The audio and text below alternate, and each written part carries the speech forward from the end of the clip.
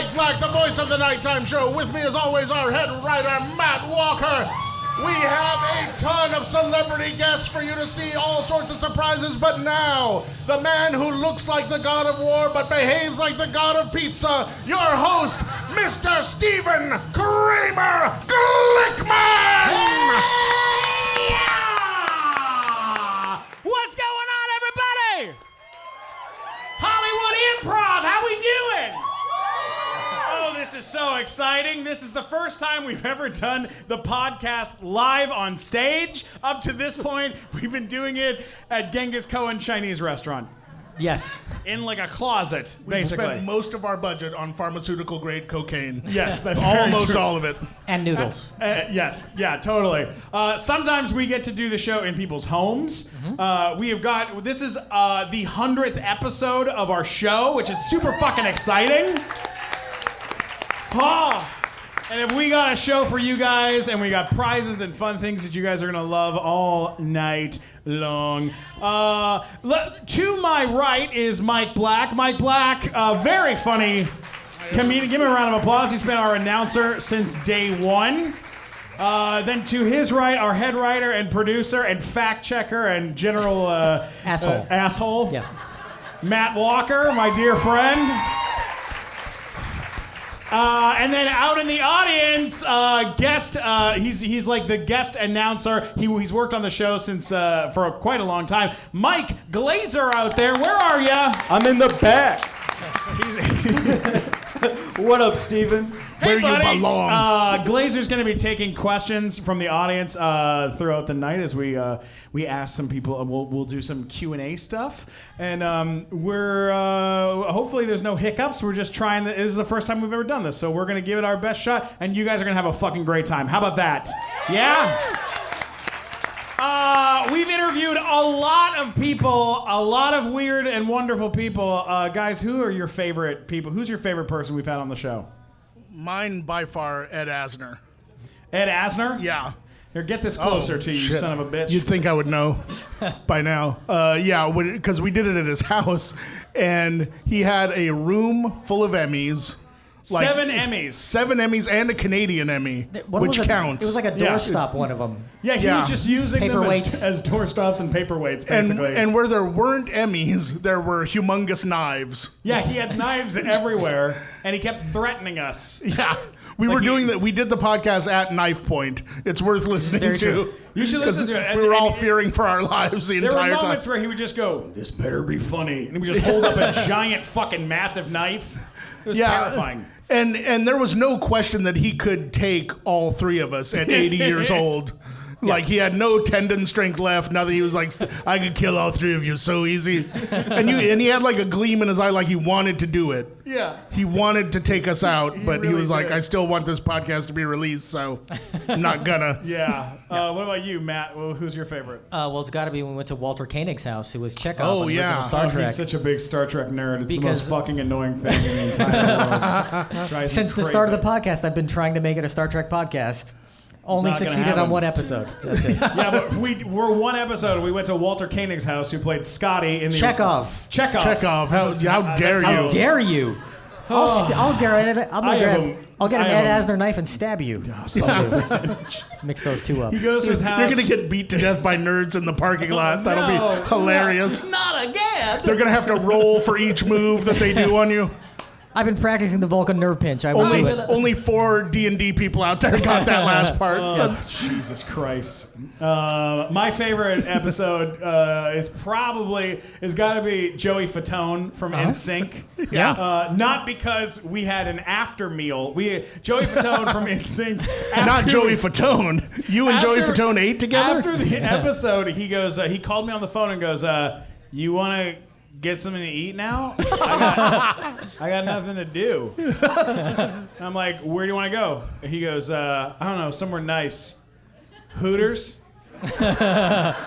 Or Benihana. I was like, that's the most 90s thing I've ever heard. You fucking kidding? Benihana? They don't even have Benihana anymore. Yes, they do. What the fuck are you talking about? I love Benihana. Want to go to Arby's? No. You can still go to Benihana. They do the volcano thing with the onions. With the rice. I don't believe and it. all that. awesome. I Yeah. don't think that's a real thing.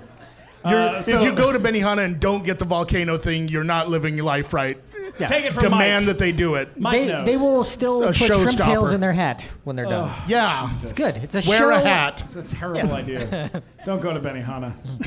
This show is sponsored by Benihana. Yes. But one of my favorite things ever is that when we had Joey on the show, we all talked about how we really, really wanted to ask him questions about Lance Bass. But we can't ask these questions because we're not monsters. We're straight guys.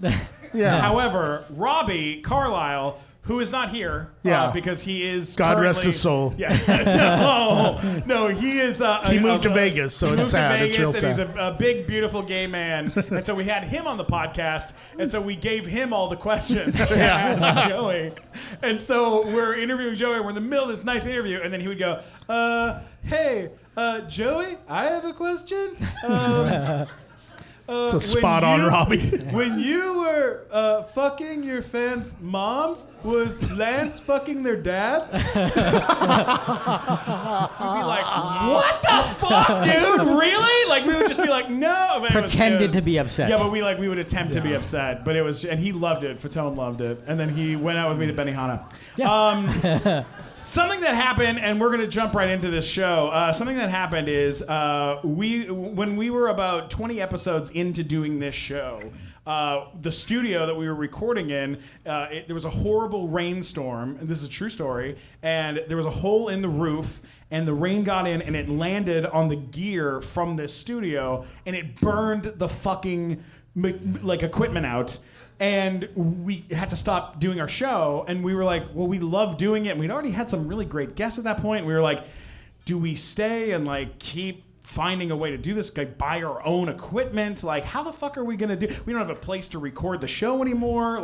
And so we figured it out between these three fat heads. We figured out that we Two could fat go heads buy... and one skinny head. All right, fine.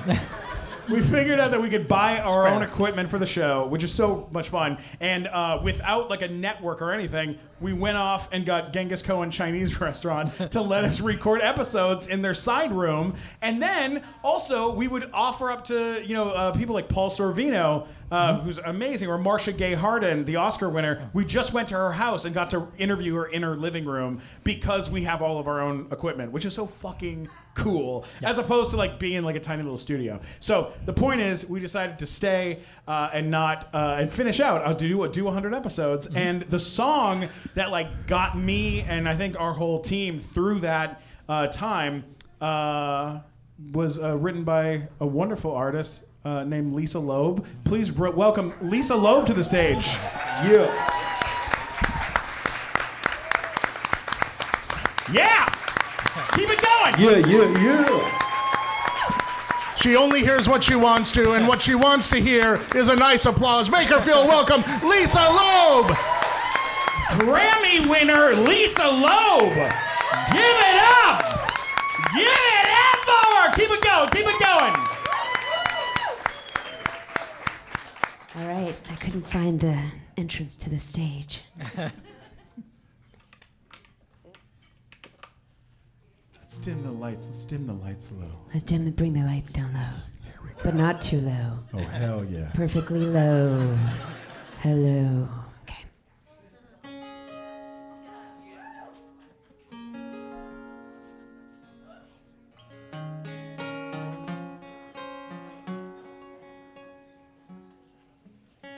You say I only hear what I want to.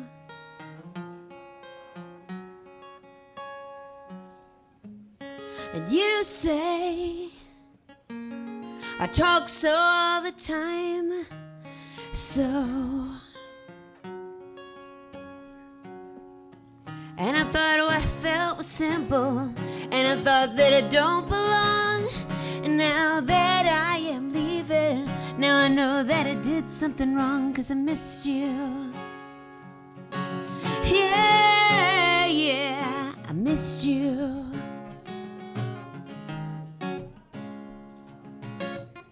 And you say I only hear what I want to a don't listen hard.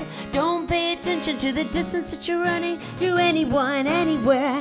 Don't understand if you really care. I'm only hearing negative. No, no, no, bad.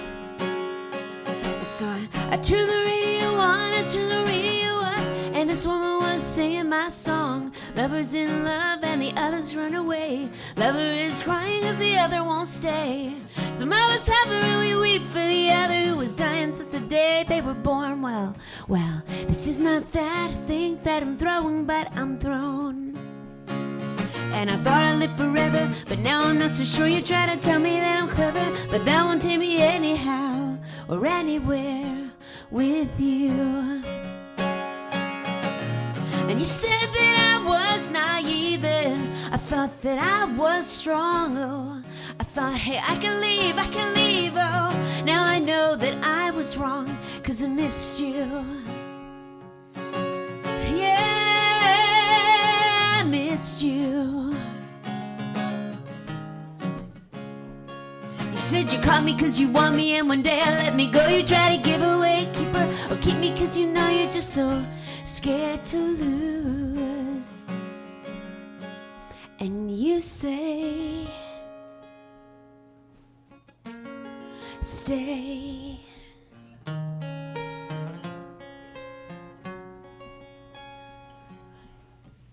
And you say, I only hear what I want to.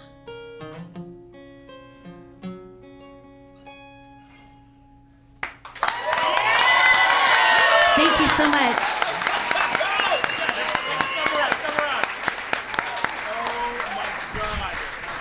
Lisa Loeb, give it up! You fucking kidding me? Oh my God. That was mind-altering. Thank you. I have one question, though. Yeah, of course. I want to know what these folks ordered right during the last phrase. Like, and I'm like, and you say, they're like, the French fry, I have 2 cookies, and wait, I think she's still singing. And then they looked up. So I was curious what you guys ordered in the end. Beer. Beer? Okay. What kind of beer did you order? I ordered cookies, personally. Really? I was like, I need a drink, and then I got water and cookies. Thank you so much for being here. This is Thank insane. you. Thank you. So cool, Lisa. You and I met and got to work together on a video for Loot Crate. That's how you and I know each other a little bit. I mean, I already knew you from some of your work. Well, yeah. I knew you from some of your work. My kids like to do impersonations of your voice. Really? From movies, from stories. Yeah. Oh, I'm so sorry. No, That it's sounds great. awful. It's good. Hey, bro. Give her a break. Give her a break, bro. But yeah, we met during Loot Crate. It was a piece about dinosaurs, and it was saving the dinosaurs. Yeah, you did like a Sarah McLachlan thing about saving the dinosaurs. It was very tear-jerking. Very, very sweet. Funny. Yes. Your music, it's been featured on Grey's Anatomy, New Girl, so many different movies, so many different shows. What's your favorite thing that it's been featured in, like where you've watched it and then you're like, oh my God? The two favorite things of mine. One was Orange is the New Black. All the inmates sang, you say, and it was just like a perfect representation of the song, because on one hand, you know, I talk to like thousands of people. After I play concerts, I talk to a lot of people, and people stop me all the time in airports and in, you know, grocery stores and all over the place. And they say, a lot of people have memories about that song, and some of them are very like, oh, I heard that song and that's when I met my husband to be, or I got a divorce because of that song, or like, oh, my friends and I, we used to sing it in the back seat, you know, when our mom was driving, and like, oh, silly song, you know, silly things also, and we do it in karaoke. So it kind of represented all of that. It was heartwarming, it was funny, it sort of had a sentimental quality, but also very like it meant something to those characters now. And I see that when I play shows live. So, and I love that show, so that was cool. And then also, at one point, I got it was a text, not a call. It was a text. I think of it as a call, but it was a text. And it was the 21st century. And I got a text from Craig Robinson, and he was saying, "Hey Lisa, what do you think about me changing all the words to your song "Stay," and I'm going to dress up like you and recreate your video?" And it was for Hot Tub Time Machine 2. And it was awesome. And I ended up being in the movie, which was good. I usually, people like to cast me as like a crazy rock star, even though I'm really like a teacher or a like friend, woman running the cash register is a really good role for me. Like, what would you like that? That'll be 25 cents, or nothing's 25 cents. Anyway, I got to be a cat wrangler in my own video, which they completely recreated exactly like we shot it in New York City. But it was in New Orleans, and it was super humid, and Craig was wearing this tunic-like shirt, which was like almost like a dress, and glasses, and he changed all the words, and it was mind-blowing.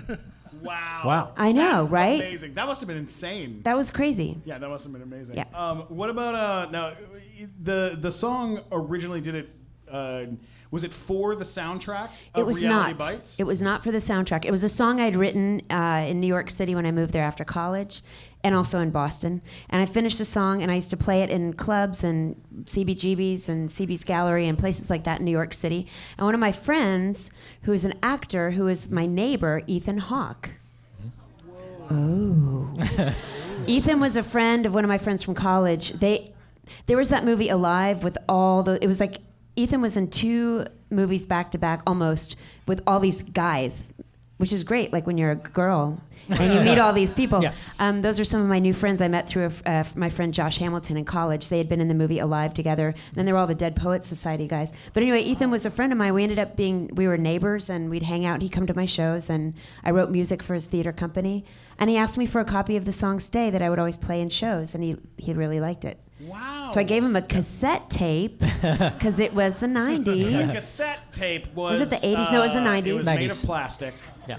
It had these little reels. You could wind it up with a pencil. Yes. And you could tape over the little holes so you could record over someone else's cassette tape. But anyway, Ethan passed it along to Ben Stiller, and Ben and a bunch of other people who are in charge of putting songs into movies decided to put the song into Reality Bites. That is fucking incredible. It was I love awesome. it. Oh my God, that's amazing. It was, at the time it seemed like, well, of course, I'm friends with him, and he's an Right. actor, and he's in a movie. He's putting a song in a movie. But now, 25 years later, I'm like, it's amazing that things actually happen. You're here, everybody's here in Hollywood, Yeah. Everything's about to happen. Right. And that's why it's so great. But when things actually do happen, you're like, well, of course. But Right. it's unusual that But things then later actually you can happen. Look back on Yes. it and go, oh my God. Whoa. Yeah. Like sometimes you can trace lines back to specific things. Like when I was working at the Comedy Store, this guy Eric Marino came into the office one day and was like, "Hey, you should audition for the Shrek musical." And I was like, "Oh, you should go fuck yourself." Not a compliment. Not a compliment. You're like rude, And then he was like, no, don't you sing? Like you're a singer, kind of, right? Like you should do it. And I was like, you should like just leave me alone, buddy. And like I blew him off. And then literally a month later, 2 months later, he came back in the office and was like, dude, they're having the auditions again for the Shrek part in Shrek. I know you can do this. You should go in and audition for it. And I was like, I don't want to fucking do that. And I told my family, and my sister was like, of course you should go. What are you, crazy? You'd be I talked great. to you the night before, Yeah, and when I talked to you. You were like, "I'm not gonna go. It's early in the morning. I don't want to get up." I like, "Just go." I wanted everyone to tell me no, that I shouldn't go. Right. And Matt said I should go too, and then I went. told you not to go. Yeah, you were like definitely Mike wanted don't to go. be. Mike wanted the role. I wanted to be Shrek. Right. And then I went, and then I got cast as Shrek in Shrek the musical on Broadway, Which is and then crazy. It changed my whole life. They moved me to New York, and it like changed my whole life. But I can draw the line directly back to Eric Marino walking into the office. And where's telling Eric me- Marino now? Eric Marino just finished writing Saturday Night Live for an entire year. What's that? It is a show. It is it's a new Saturday show, Night Live? brand So- new show. I know. Yeah. Here's something interesting we found out is we started doing kind of like we're doing a little research into your time, into the time, and there's a couple things we got to ask about. First Okay. of all, Hello Kitty. That was something you. Yes. Now you had a whole thing with Hello Kitty where you were like playing music in Sanrio stores. Yes. I can't believe I'm still talking about Hello Kitty. I started collecting Hello Kitty in 1976 when she came to the United States of America. Did you go to the Hello Kitty Museum when they had it here at the Japanese I was American in the Museum? Hello Kitty Museum. Okay. What? I had a record called Cake and Pie, which is a very philosophical album title, as you might understand. If Stephen somebody and Mike asks you if you would like understand it. cake Like or both those pie, you can say, I'd like cake and pie, please. Which is also philosophical. You should understand. try to get everything in life. You want to try to ask for what you want in life. Anyway, it was on Interscope Records, and they didn't promote it very well.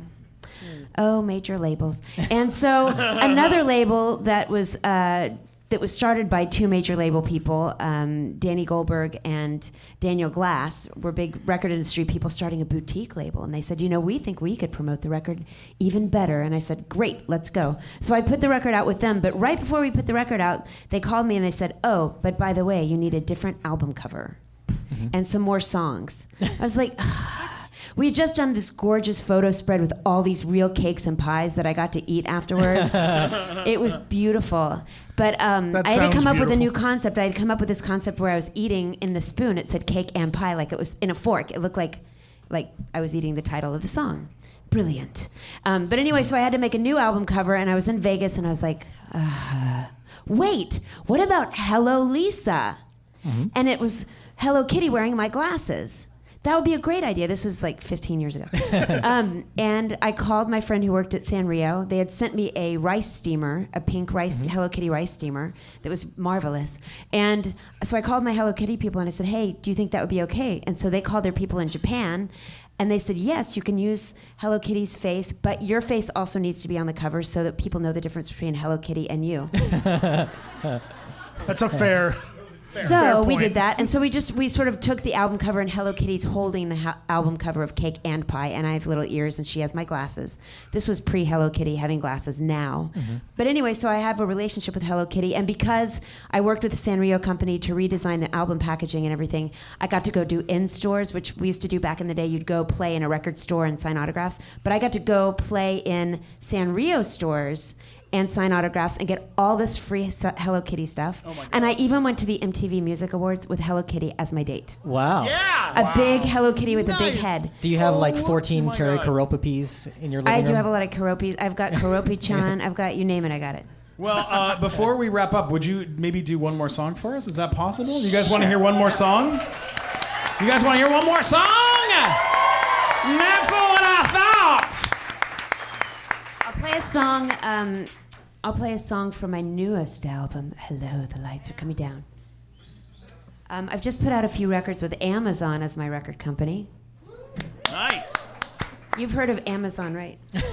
Every morning my daughter wakes up and says, Alexa, how much is Jeff Bezos worth? It's like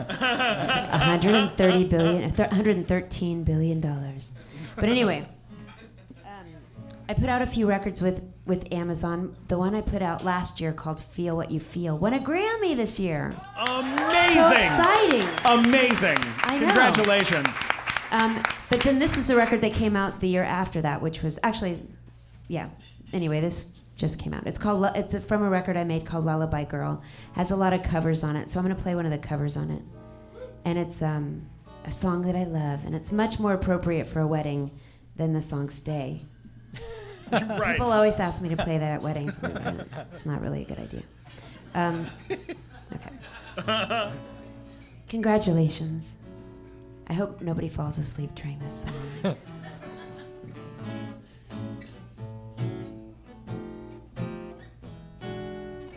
Stars shining bright above you. Night breezes seem to whisper, I love you. Birds singing in the sycamore tree. Dream a little dream of me. Say nighty night and kiss me. And just hold me close and tell me you'll miss me. While I'm alone and blue as can be. Dream a little dream of me. Stars fading, but I linger on, dear. Still craving your kiss. I'm longing to linger till dawn, dear. Just saying this. Sweet dreams till sunbeams find you. Sweet dreams that leave all worries far behind you. But in your dreams, whatever they be, Dream a little dream of me. Yeah, dream of me. Ladies and gentlemen, Lisa Loeb, keep it Thank you going very for much. her. Thank you so much. You're the best. The best of the best.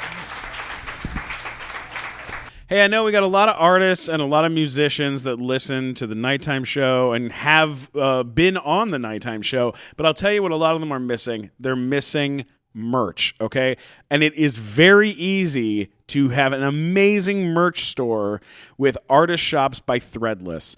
Just add your art to hundreds of clothing, accessories, and home decor items in just minutes. Plus, it's fully customizable so you can make your shop totally unique to your style. But the best part is, here's the best part, it's 100% free to sign up. Zero minimums, zero monthly fees. You even set your own prices so you can control how much money goes into your pocket. And with millions of dollars paid to artists to date, there is a lot of moolah to be made, okay? Artists, designers, podcasters, free up all the time that you'd be spending at the post office, shipping, dealing with customer service, and put it towards what you love, being creative, okay? Threadless takes care of the rest of it. And with 100,000 shop owners and 4 million users, just join the party. Head to artistshops.com/SKG to sign up right now. That's artistshops.com/SKG to sign up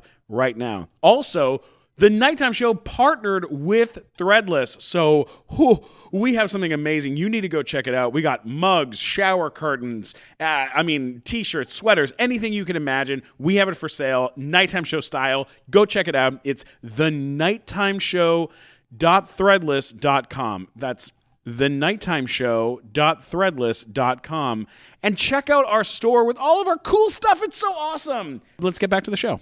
All right. Hey, before we keep the show going, who has been to the nighttime show before? Who's been to the nighttime show? Raise your hand. Raise your hand. I'm looking for a Rick and Morty fan. Where's a Rick and Morty fan?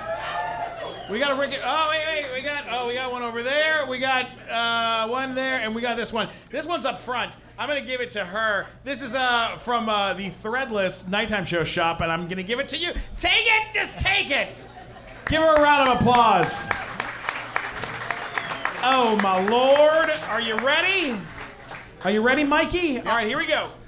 Our next two guests have appeared on shows such as Wizards of Waverly Place, New Girl, People of Earth, and Shameless, but they're best known for their roles on one of the longest-running sitcoms in TV history. The only two people on this show to have won multiple Dundie Awards. Please give it up for the stars of The Office, Kate Flannery and Oscar Nunez! Oh, yeah, baby!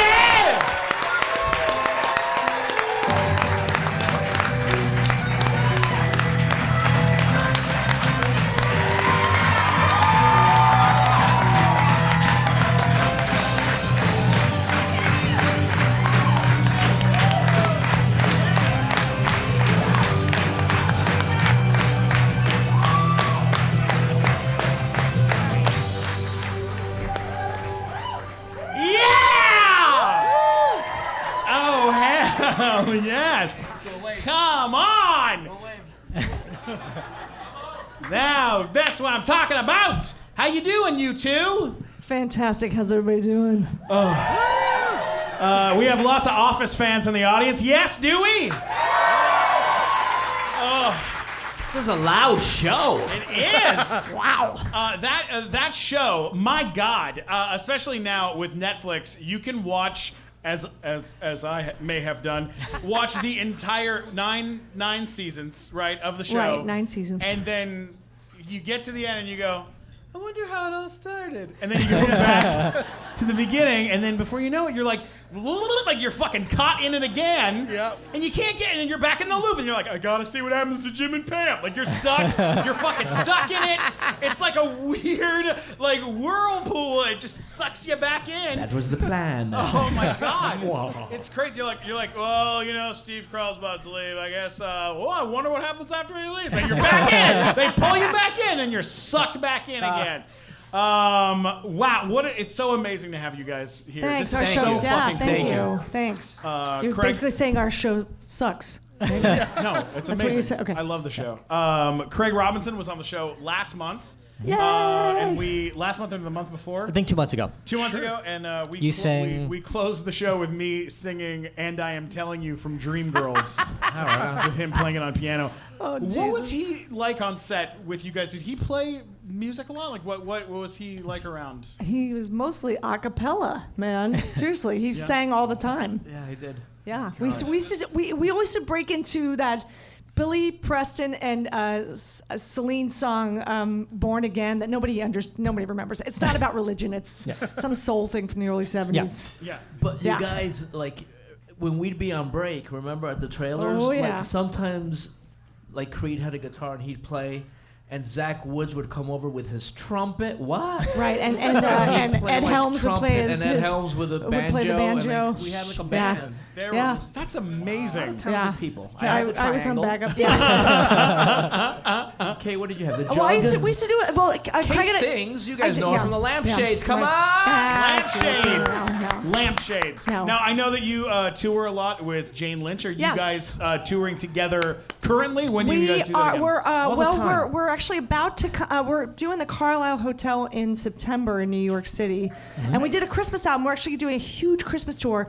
Our Christmas album hit number 10 on the Billboard Top 100. So Nice. Yeah, it's called it Swingin' Little called? Christmas. So What's it called? Swingin' Little Christmas. Swingin' Little It's Christmas. one of those things where, like, well, you know, hey, it's Christmas. Let's play the same 5 things that we've listened to for the last 25 years. We're just desperately trying to get on the thing. People are conditioned, aren't they? They are. Yeah, we look They're forward creatures to of those habit. Christmas This is songs. true. So You know yeah. what, though? There's a song that you played for me the other day that's you do "Far From the Home I Love" from Yes. Fiddler on the Roof, Right, but as with like Jane a, Lynch. But like what? It's like a We do it calypso. like an upbeat. It's a show tune that's like a ballad, but we do it like an upbeat, crazy bongo drumming, swinging thing. It's How ridiculous. can I help to make you understand? Yes. Oh, it's Yeah, so it's- funny. You guys have if you got. I love musicals. I'd say, I'm so glad you went to that audition. What are you, crazy? I know, Well, right? Look, at the time, what happens in stand-up sometimes is like you get trapped into going like, well, this is all I do. And what's great is about podcasts is like podcasts kind of like broke a lot of comics into being like, well, I can also sit and talk to people and talk to them about funny stuff. Right. And like, but you know, like because I was an actor first and then got into stand-up, and then once you're in stand-up, there's like a thing, especially at the Comedy Store, there was like a thing where you're like, oh no, I'm just a comedian. You Like, signed Right. that contract. Yes, that yes, contract yes. and Stop that- talking and that about back- everything sold your else. soul to the comic devil. Oh yes. yeah. It's changed now, but like 10, Has this is it? like 10, 12 Has it years really? ago. And then Has it really? You're comes kind out- of Maybe stuck, not. No, aren't you're you? still selling yourself for the And devil. there's this thing where it's kind of cool to be cynical, like kind of cool. Like, nah, I'm not gonna do that. Well, like I Tap remember. dance. I'm me, not gonna tap sell out. dance, No. Me sing and make people happy. No. Yeah, like, why would you Rainbows? want to be? Please. Oh yeah. I can't wait to sell out someday. That's my biggest dream in show business. Pay me. I will do whatever you want. I know. I love you, buddy. That's very expensive, Stephen, for Yeah, that. You're here, Matt. That's yes. something. Yeah. Here's a quick question for you. When you're doing the show, Oscar, this is a good question for you. When you're doing the show, did you know that Oscar's character was going to be gay when you got cast in that role? Kate will answer that. No, I didn't. You did not. They turned him gay. Yeah. They Like without as telling what you. happens in made life, him right? gay. Like just in doesn't that one happen. episode, it was like you do the scene and Steve Carell kisses. You're like, There- I guess I'm gay now. And There that's- was a rumor that he was gay. People are like, they made the character gay or Oscar's gay, and I'm like, well, the writers are bored. It's just rumors, whatever. And then Greg Daniels like, hey, Oscar, can I talk to you for a second? and like we're leaning like, and he's like, do you? Would it be okay? Do you mind if they make your character gay? And I'm like, no, I don't care. And it's like, oh, because I wrote the script. Too late. Wrote the script. Shit. Glad you're And okay I think he with wrote it. the script, Gay Witch Hunt. He wrote Right. it, which was a great. He really, He's he a- worried about it. He the worried greatest. if it was going to be right or done properly or whatever, and it was great. I'm like, are you kidding me? It's Well, yeah, it really fantastic. brought you into the forefront, didn't it? Like, Yeah, as, yeah. as a character, I mean, Yeah, Yeah, it And really, Opening of season 3, yeah. And then they're like, okay, so now I'm like, well, now he's gay, and I'm like, how is he gay? How do I make it? I'm like, wait, he is gay. He was gay. Just be cool. He was gay already. Right? I don't have to do anything. He's gay, and then being the way he was. have I'm to like, be do more I make him gay. gay? No, he's just gay. He's gay. Ow. He's gay. But like, the moment that kind of Standard level sealed of it, the moment that sealed that episode is the kiss with Steve Carell. which wasn't supposed to happen. Completely It was improvised. improvised. It was? Are you Completely serious? improvised. He's such an ass. The first couple of times we did it, we just hugged. We just I hugged, remember. right? I was in the And then the conference room time he with you. kissed me, he didn't stop. He's like getting closer. I'm like, what is he doing? I'm like, oh, he's gonna. This is happening. This is happening. And they were kissing, and they're all laughing, and I'm like, oh, I hope the camera's not on them. I hope they can use this because I don't want to keep doing this. I mean, he's a lovely man. No, he's a lovely man. He's a lovely man. But we kissed and we hugged, and he had a gabardine form fitting. I felt his entire body. Oh no! So we kissed. And they were laughing like idiots, and it was very fun. Oh my God! That that's take is amazing. great because you see your lips literally dodging his ridiculous. lips. Why does he have to prove? Right. What does it mean? Proving What it. does Like, it mean? it's so That's good. why the Accepting show human is being. painfully funny. Now, Kate, I know that you when the show ended, there is something that you kept from the show, right? There is like a piece that you got because like everybody got to keep something. This is true. I actually kept my pelvis cast. I don't know what the fuck I'm going to do What with did you it. keep? What did you keep? The pelvis cast. Oh, okay. We made like 15 of them. I had to literally like lay there, and I remember like this was when we all had MySpace pages so long ago as our characters. Like they literally said, "Could you, hey, this is like when the network was like toying with social media. It wasn't even called social media back then in like 2005. Could but you go on the internet? Yeah, right. The interweb, whatever it is. But I literally like I remember like posting this thing like Meredith gets plastered because they had to do like plaster of Paris with my. I'm hilarious. I'm on fire. Play on words. Don't put yourself down. That's good. It's a good bit. Sorry, good joke. So I saved one of Solid. those. And actually, the first take, which was such a the one that they actually used, John Krasinski accidentally signed his name John Krasinski instead of Jim Halpern. So I actually had him do another because I had so many. They kept replacing them and whatever. But Yeah. I got him to sign his name again because he was in his shame. So. That's fantastic. Oscar, what about you? Did you get to steal anything when it ended? Did you take anything home? No, I don't. We were supposed to take something. I don't know. I took shoes. I took a pair of shoes. I haven't worn them. I have them home. What am I doing? We should put them on the wall. I gave them away on the wall. I don't know, right? Plaque. I don't know. On the last episode of the third season of Big Time Rush, when I was doing the thank you, Hey. the last fan. Not true. Not true. That is not true. When the show came to an end of season 3, they were like, "Show's over," and I was like, "Oh, that's too bad." Hey, can I take some of the stuff out of my office? And I had all these gold records on the wall. They were fake gold records, but they were very expensive because they were set decks, so they could shoot them without the glass being reflected. Okay. Yeah. And I was like, "Can I take these?" And they were like, "Yeah, do whatever you want." And I backed up a You got like truck, 30 of them. and I got 30 fucking gold records off all the walls, loaded up a truck, and I was like, eBay. Like, this is going to be, I'm going to eBay the shit out of this. Did you? I eBayed a bunch of them. Good I mean, for you. I kept a bunch, and I gave a bunch to charity. That's like and I house still have payment a money. bunch. That's great. But yeah, like, I Mortgage was money. like, I'm going to hold on to these. That's the way to do it.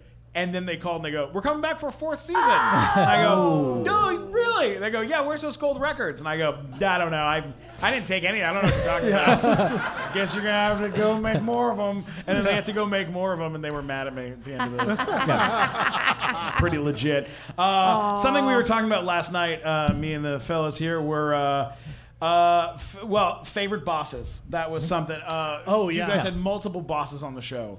Oh yeah. Who was your favorite? Aside from we can say aside from Michael Steve. Scott. Yeah. Aside from Michael I'm Scott. going to say Charles Minor, a.k.a. Idris Elba. Oh my Yeah. God. Idris Elba. He actually was he was so nice to me at the Idris, Golden Globes man. after that. I'm like, when Idris Elba's nice to you, you fucking pick out Idris Elba. Plus, ladies, he's like total eye candy. He's gorgeous. And he's British, but he wouldn't speak with a British accent while we were working together because he was so in character. He was amazing. He's amazing. He's also a DJ. Beautiful man. Yeah, we'd like fly to New York for the And he's a weekend while great he's working with actor. us. Onto And he's a the great Luther, and he's a and great Luther DJ is- too. The He's a Wire? DJ. Yeah, he's fucking insane. Yeah, The Wire. That is he's Luther, the real he deal, was man. great. great, and James Spader was great. Robert California was Yeah, ridiculous. that What was was he- my what was- favorite yeah. of the other bosses. Yeah. What was he like to I work was with? afraid What of was- James Spader. He's fucking scary. Really? Yes, he's like he's like the guy from Sex, Lies, and It's Videotape. James He's like Spader. the horrifying, James you know. Spader didn't speak for 4 days, and we were like, "Oh, all right, that's cool. He's whatever. And then he just started talking, and then he He was never fine. shut up. He got He 4 days kinda- of talking in I the think next day.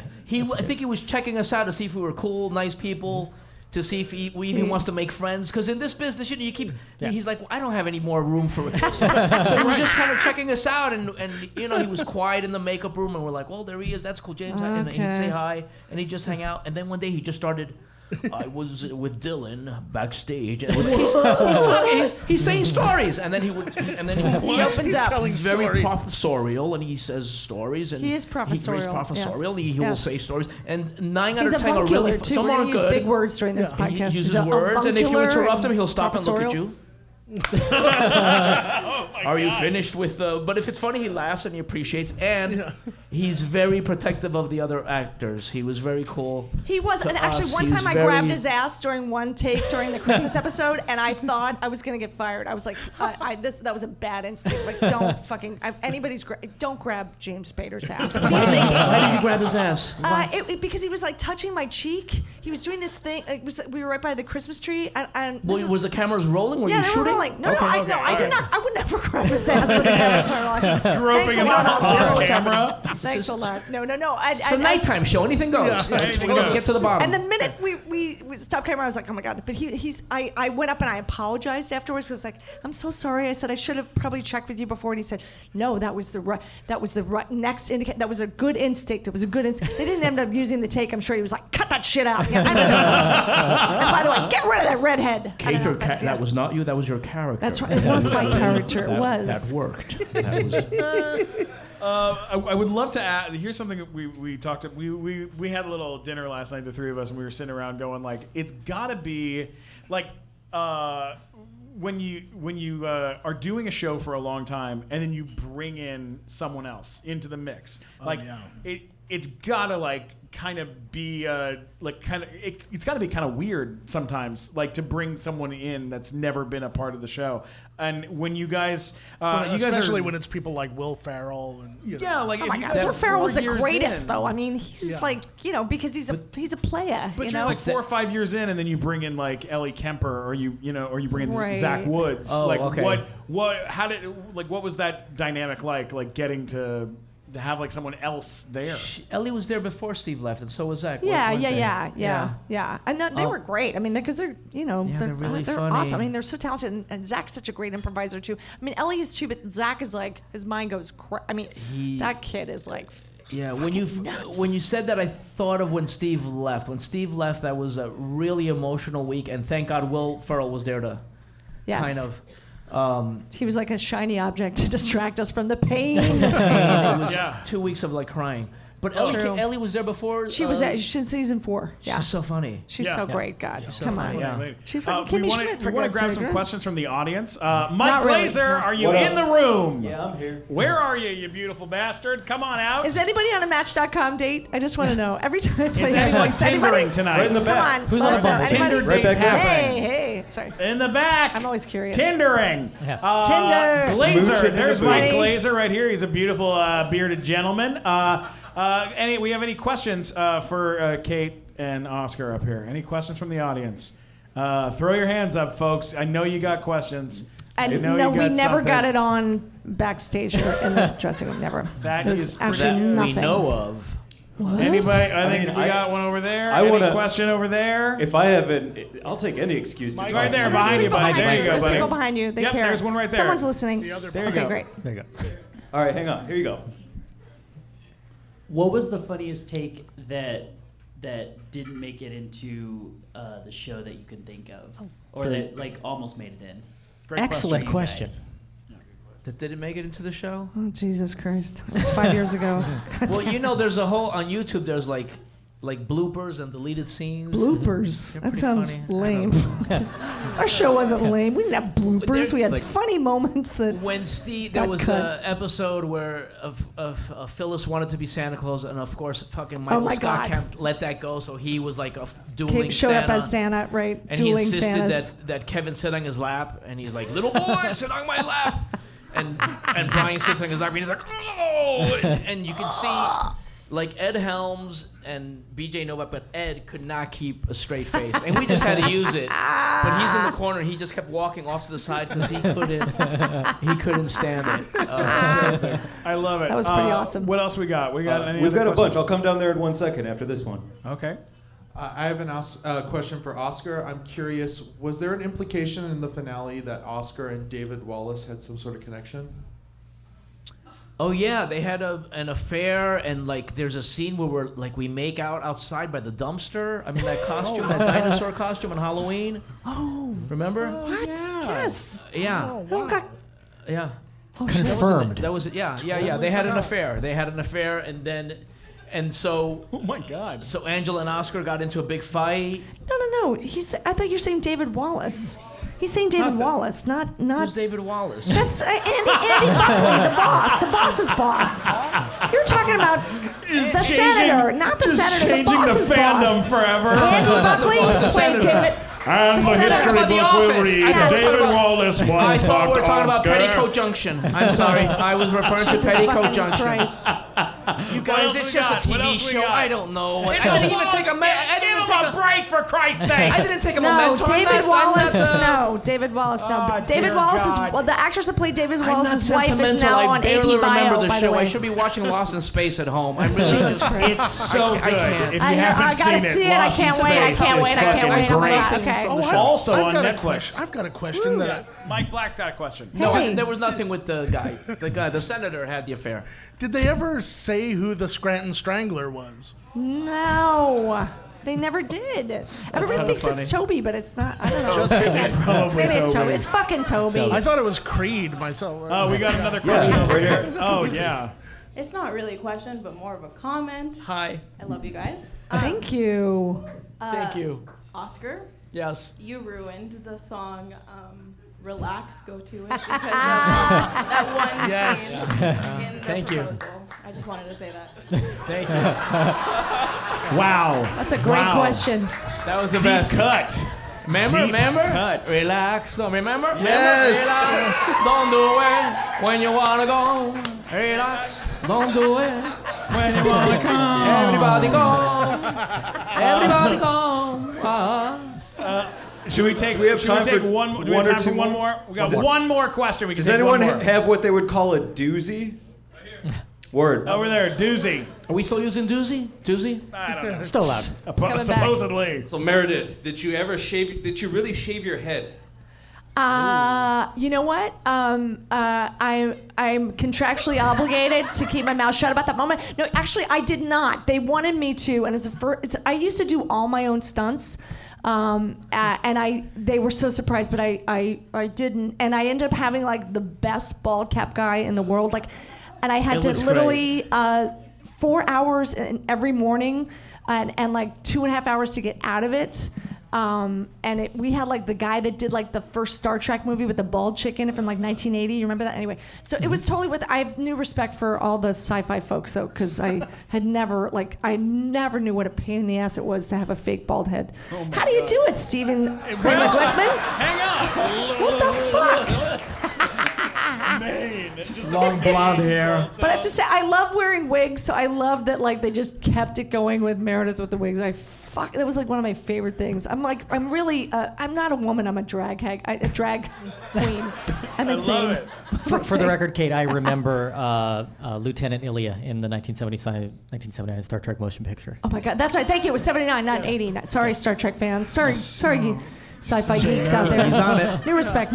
Sorry, I will out sorry. nerd the I'm entire sorry. panel every time. You really are. You win and you lose. Sorry. Always find a way to bring up Star Trek and ruin a moment. I'm so glad. It's like what he does. It's like professionally what he does. 1979. Thank you. I stand corrected. Have you had Doug Jones on the show? Not yet. I've no. been asking Stephen to try to get Doug Jones on for like 6 Like, for a year and a half. We keep running into each other and then not working out. Yeah. But we have a long, like, we're one of those shows that, like, we just interviewed Tyson Ritter from All American Rejects, the lead singer of All American Rejects, and it took us. We've been friends for years. I've been friends with him for so long, and it took a full year of, like, figuring out schedules of when he was going to be around. And then he was in town, and we sat for like 2 hours, and we screwed around, and he told the most hilarious, horrible stories about the record industry and how they just treated him like shit, and they would rewrite things last minute, and that, like, they would fight over him and lie to him, and, like, it was amazing. But that doesn't sound like the record business. Surprising it would be like that. But yeah, like sometimes like Thora Birch from American Beauty was just on the show, and we found out that we were having her on the show 2 days before she did the show, and we were like, "Oh my God, that's so cool! Ghost World, you know?" And then she's like there, and then we're like, "This is so crazy! What was Dungeons and Dragons like?" And she's like, "Why the fuck are you bringing up the worst movie of all time?" And it was really fun. Well, we absolutely love you guys so much. Where can people find you if you guys are on the internet or Twitter, Instagram, stuff like that? They want to follow you. At the real Kate Flannery on Instagram, at Kate Flannery on Twitter. I'm kind of on Facebook, but kind of not at Kate Flannery. So yeah. What about you, Oscar? Yeah. I'm on Twitter, but I don't. I got off Facebook like I don't know, a year ago. You a son couple of a years ago. bitch. I'm not on anything. How's it feel? You feel good? She's fine. Yeah. I'm so jealous. I am so jealous. Well, I love you guys so much. Thanks Thanks so much, again. honey. Give them a giant round of applause. Thank you, guys. Kate Flannery and Oscar Nunez. Give them up. Come on.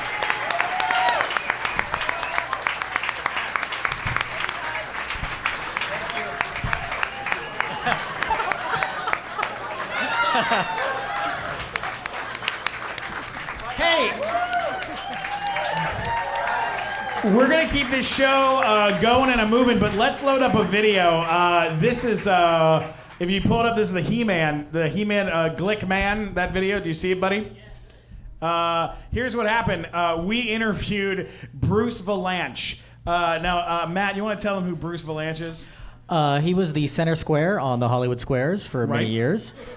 He wrote for pretty much everything Bette Midler has ever done. Whoopi Goldberg. He was the writer on the Oscars, the Emmys, the Tonys. And he wrote the Star Wars Holiday Special. Yes. And the Paul Lynde Halloween Special, which had Margaret Hamilton, the witch from The Wizard of Oz, in it. It was like in the late 70s. The weirdest interview we've ever done. And just to cap it off, I got obsessed with the He-Man cartoon, the old school like 80s He-Man cartoon, and was like, I'm gonna fucking animate a scene from the podcast as a He-Man cartoon. And so wait, hang on, we're gonna play a clip for you guys, but I'm gonna give this I'm Amazing big time rush bag to this lady up front. Here we go.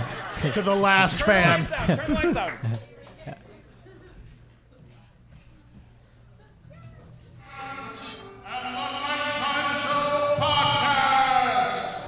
Live from the Improv on Eternia, it's the Nighttime Show Podcast. I'm your announcer, Mike Black, so fuck off, Glazer.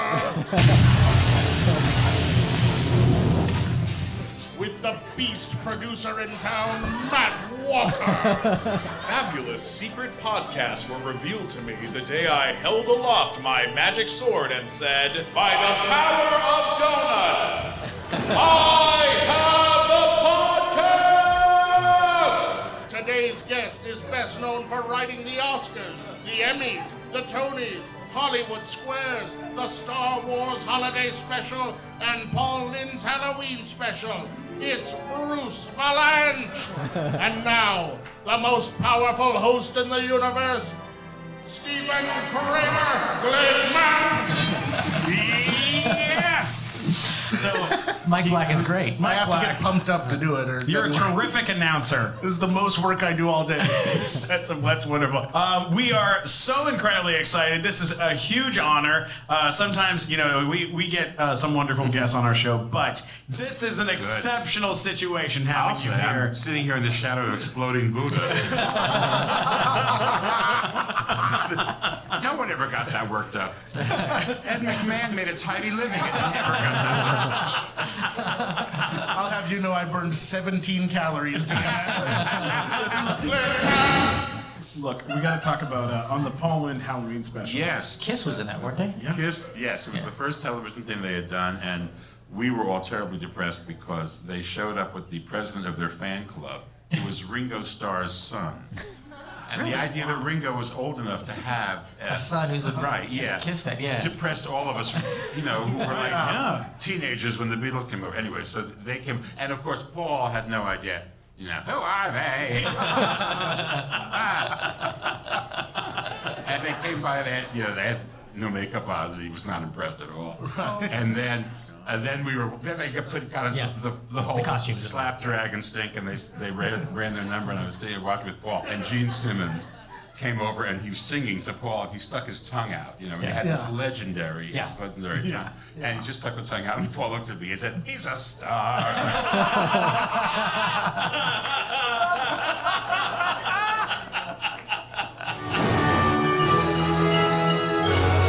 Oh, we have fun.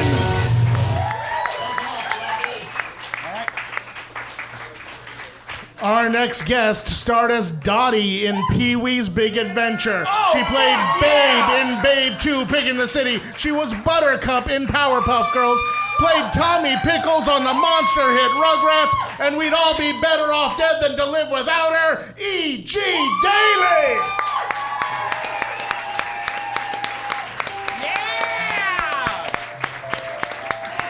Where is she? Watch her run. Keep it going, keep it going. She was not told she was next. Give her a round of applause. She's here! She's here! She's here! She's here! Hello. Hi! Hi, y'all. Hi, your childhood. That's what she said. She called me her childhood. I don't know what to do with that. Hi, y'all. Hello. Hey, how are you? I'm doing awesome. How are you? I'm good. Are you gonna sing How us is a it looking at my behind? Oh, yeah. From behind. Behind. I'm so excited that you're here, and we have lots of questions for you. But I would love you to do a song first, if that's okay. You want to do a song first? Do you want me to do one now, or you want me to do one later? Well, do one now, and then we'll chat for a little while. How's that sound? Okay. Well, I just want to introduce my amazing, talented partner in so many music projects. This is Lee Miles. Are you okay, Lee? You look confused. I'm worried I'm gonna have to improvise on this fucking Lee. mic situation here. How are you gonna sing, Lee? Hello. He's a rock star. He can bend sideways and do it. She's not lying.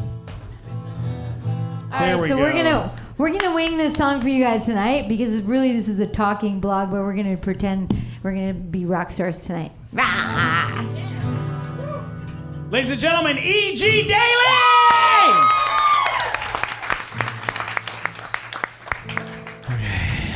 Ready? 1, 2, 1, 2, 3.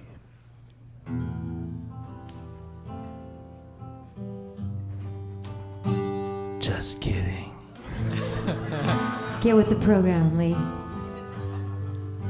That's why they pay me the big bucks. If you want my love, say it, say it. Gotta let it out, say it, say it. If you want my love, say it, say it. What it's all about, say it, say it. When I'm with you, oh, you notice what the right things are to do. Your actions move me, but your attitude, it makes me so confused.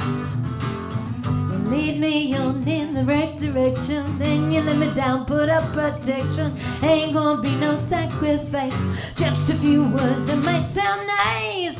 If you want my love, say it, say it. Gotta let it out, say it, say it. If you want my love, say it, say it. What it's all about, say it, say it. Verse 2. I can see right through you. You're not as cool as you pretend to be. Your actions tell me you're just waiting for the words to come from me. You lead me on in the right direction, then you let me down, put up protection. Ain't gonna be no sacrifice, just a few words that might sound nice. If you want my love, say it, say it. Gotta let it out, say it, say it. If you want my love, say it, say it. What it's all about, say it, say it. Break it down. Don't try to disguise what's in your eyes. They're so revealing. I know you're afraid, but it's okay to say what you feel. I can't believe I did that! Whoa! If you want my love, say it, say it. Gotta let it out, say it, say it. I love you. If you want my love, fucking say it. Yeah! What it's all about, say it, say it. Thank you. Thank you, Miles. Nice.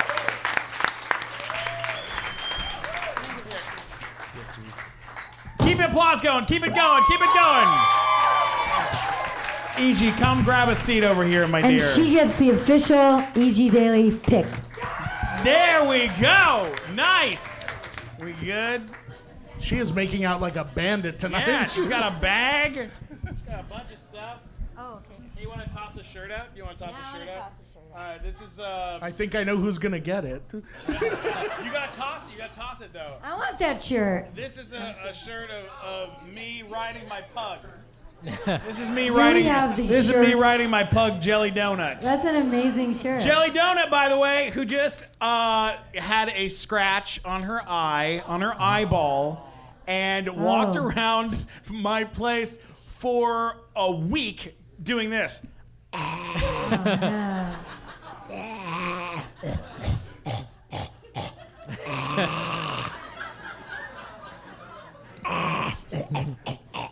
To be fair, not that different from how that dog normally acts. That's the normal sound that it makes. It just was like with one eye closed, and it was so depressing. And then I treated her. I put a little bit of gel on her eyeball every single day, 3 times a day. Her eye is totally better. Jelly Donut, give it up. I saved my dog's life. Doctor in the house. Throw it out to somebody. Toss it to someone. Yeah! Nice. Good catch, buddy. All right. E.G. Daily. Yeah. Okay, let's start with Pee-wee's Big Adventure. Pee-wee's Big Adventure, one of the greatest fucking movies of all time. Absolutely. Tim Burton's first feature film. Yeah. Paul Rubens, one of my heroes of all time. Mike Glazer, where are you, Mike Glazer? I'm in the back. Mike Glazer introduced me to Paul Rubens earlier this year. It gave me a fucking panic attack. I was freaking out the whole time. I couldn't believe I was even talking to him. You got to talk about that movie. What was it like to do that movie? Well, you know, when I got that part, Dottie, like we didn't know that was going to be a blow-up movie. Like I just you know, went on this audition, and then it was this quirky character, and whoever the girl was that was going to be Pee-wee's girlfriend had to be a little quirky, and I guess that was me. And then nobody knew, like, we just knew, like, oh, there's this director, and he did this special on a dog, It was a short on a dog. His name was Tim Burton, and he's like this up and coming director. And I was like, cool. And so, you know, it turned out like you never know when you do like movies. Like you never know what's. I didn't know Valley Girls was gonna blow up. Did anybody see Valley Girls? Yeah. Yeah. I was the one that was like with my pigtails. Yeah, we didn't know. It was just one of those weird things. But I knew, like, when I went to the set, which I think was Warner Brothers, and they had this amazing set of his kitchen and the cereal bowl, and I was like, this is really cool. And then the next thing, that was Tommy Pickles. That's really cool. Anyway, so... That is like that's something like we have to talk about. Rugrats. Wow. Changed animation. Hey. It's like it's like that's how Nickelodeon is Nickelodeon. That show, Rugrats. man. Yeah. That's fucking crazy. And you did that show for a long time. You did the whole run of it and every iteration since then, right? You've always 14 years, and I did All Grown Up, which people didn't like as much. But honestly, this is a great message for everybody in here. I wasn't even going to go on that audition. They were like. It was my first audition I'd ever gotten. I did a play, and some guy was like, here's my card. You're really good with your voice. And I was like, I'm not a cartoon. I'm a person. And then the next thing he gave me his card, and I called him, and he goes, go on this audition. I was like, no, I'm busy. I'm good, but I'll get you on the next one. And he was like, no, you should really go on this one. I was like, no, because I have these guys, and they're working in my house, my apartment, and they're going to rob me, so I have to stay there. And he was like, just go on. And I was like, okay. So I was like, guys, don't rob me. I'll be right back. And then I left. And then I went to this audition, which was my first voiceover audition. They showed me a little claymation of a character. And I'd been doing this voice since I was a little girl. Like I'd hold my best friends. Come, give me your pinky. We'd hold pinkies like this, and we'd walk around the playground, and we'd be like, I don't think I'm gonna let Farshid drink from the water fountain today. I don't think I like Farshid very much today. And it was like, that was the voice I did when I was a kid. And then all of a sudden, I did this audition, and I booked this job, and that was Rugrats. It was my first audition, and I almost didn't go. Right? Unbelievable. How do you differentiate between playing a role like Tommy Pickles and playing Patty Mayonnaise? Because you and I are totally different people. Like, you and I are not the same people, so how am I going to mess you up with me, right? I'm like sweet and sexy and pretty, and you're like...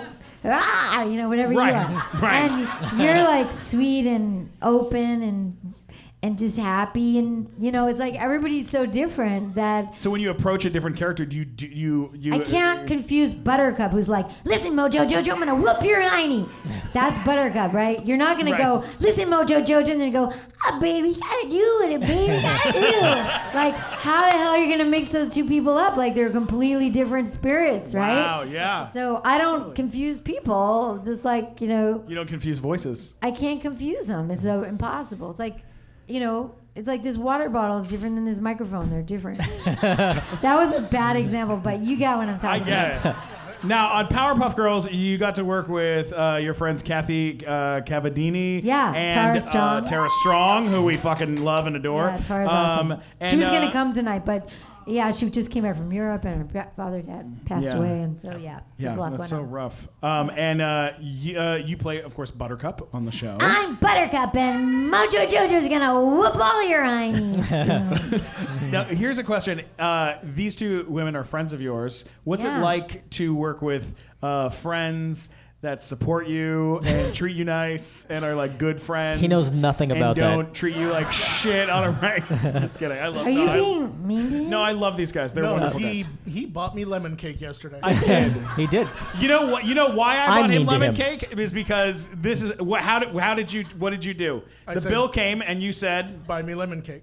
So, all right, fine. I buy you lemon cake. That's, I like if you lemon tell me cake. I have to buy you a lemon cake, I guess I have to. That's just how it works. Well, the answer to your long-ass question with all your interjections is basically we had so much fun doing like all our shows. Like I work with Tara Strong, who does like My Little Ponies, and she does like she does so many characters, guys. Tara Strong, look her up. And and Kathy Cavadini, when we did the Powerpuff Girls, literally there are hours and hours of B-roll of us talking shit. when we should have been talking as our characters, very, very G-rated, but there was some funny, like, bad-rated stuff that went down. And the engineer of those sessions would make so much money if he released that stuff, because it was like, your mama is such a bitch. It was really fun. We just had so much fun. Like, and we all, like, had babies at the same time. Like, we, you know what I mean? Not at the same time, but it was like, we did, like, Rugrats for 14 years. So it was like, a lot of life happens in 14 years. And, you know, I was having babies, and my husband was cheating and shit on me, and all kinds of shit was happening. And, you know, and Tara was getting married, and Kathy ended up having a couple marriages. It was like life was happening, and we were doing like, listen, Mojo Jojo, right in the middle of it all. Oh my God, that's amazing. All right, it's time for one of our favorite things, the IMDb challenge. Did IMDb get it right? Let's sing it, Mike. What is Ready? that? 3, 2, 1. Did IMDb get it right?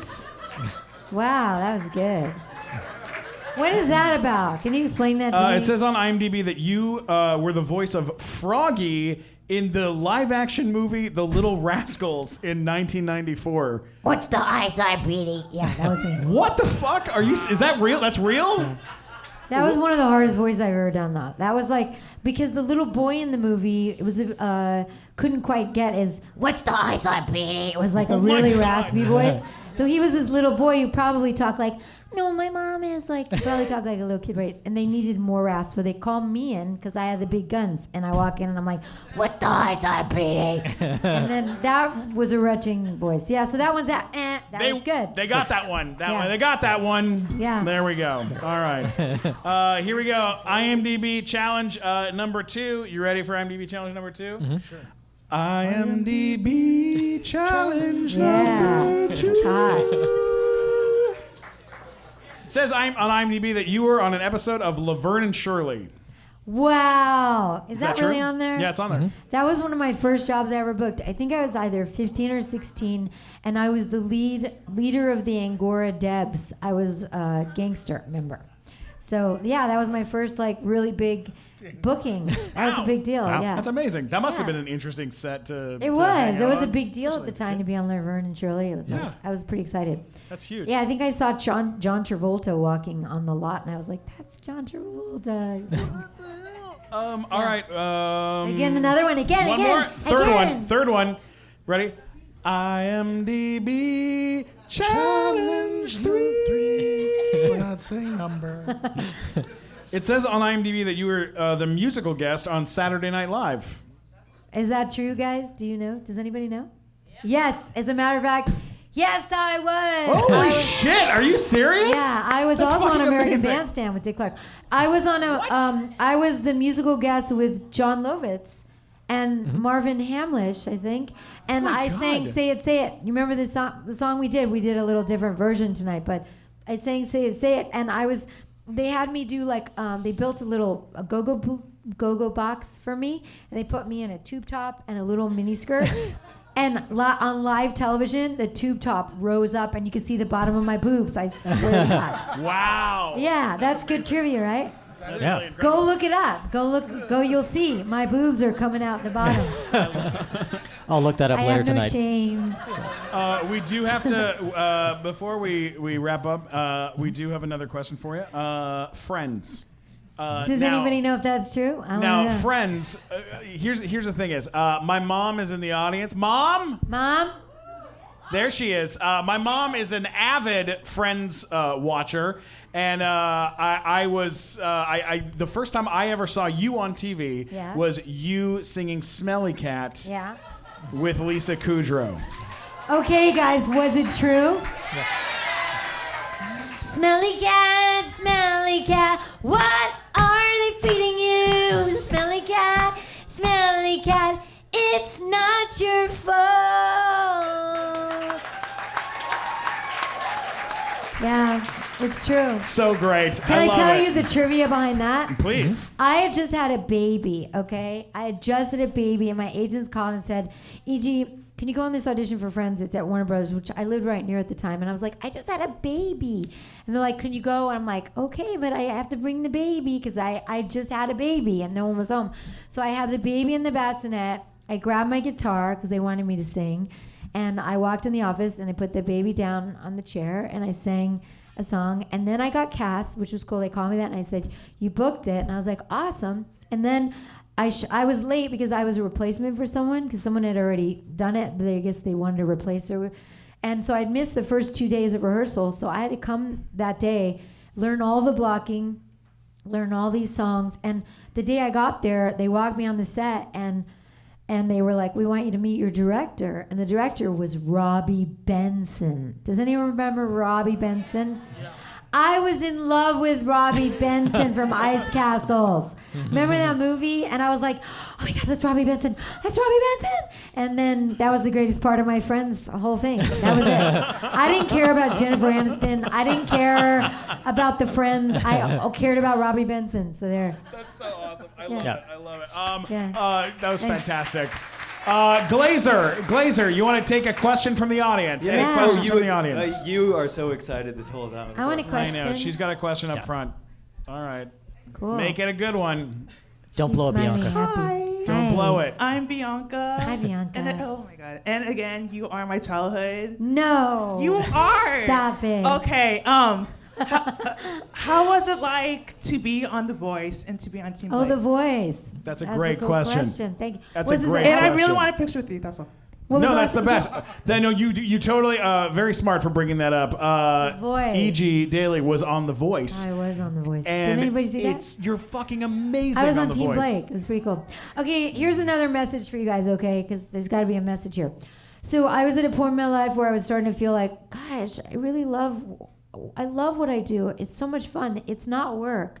It's so much fun that I just want to do it all the time, like either voices or acting or music.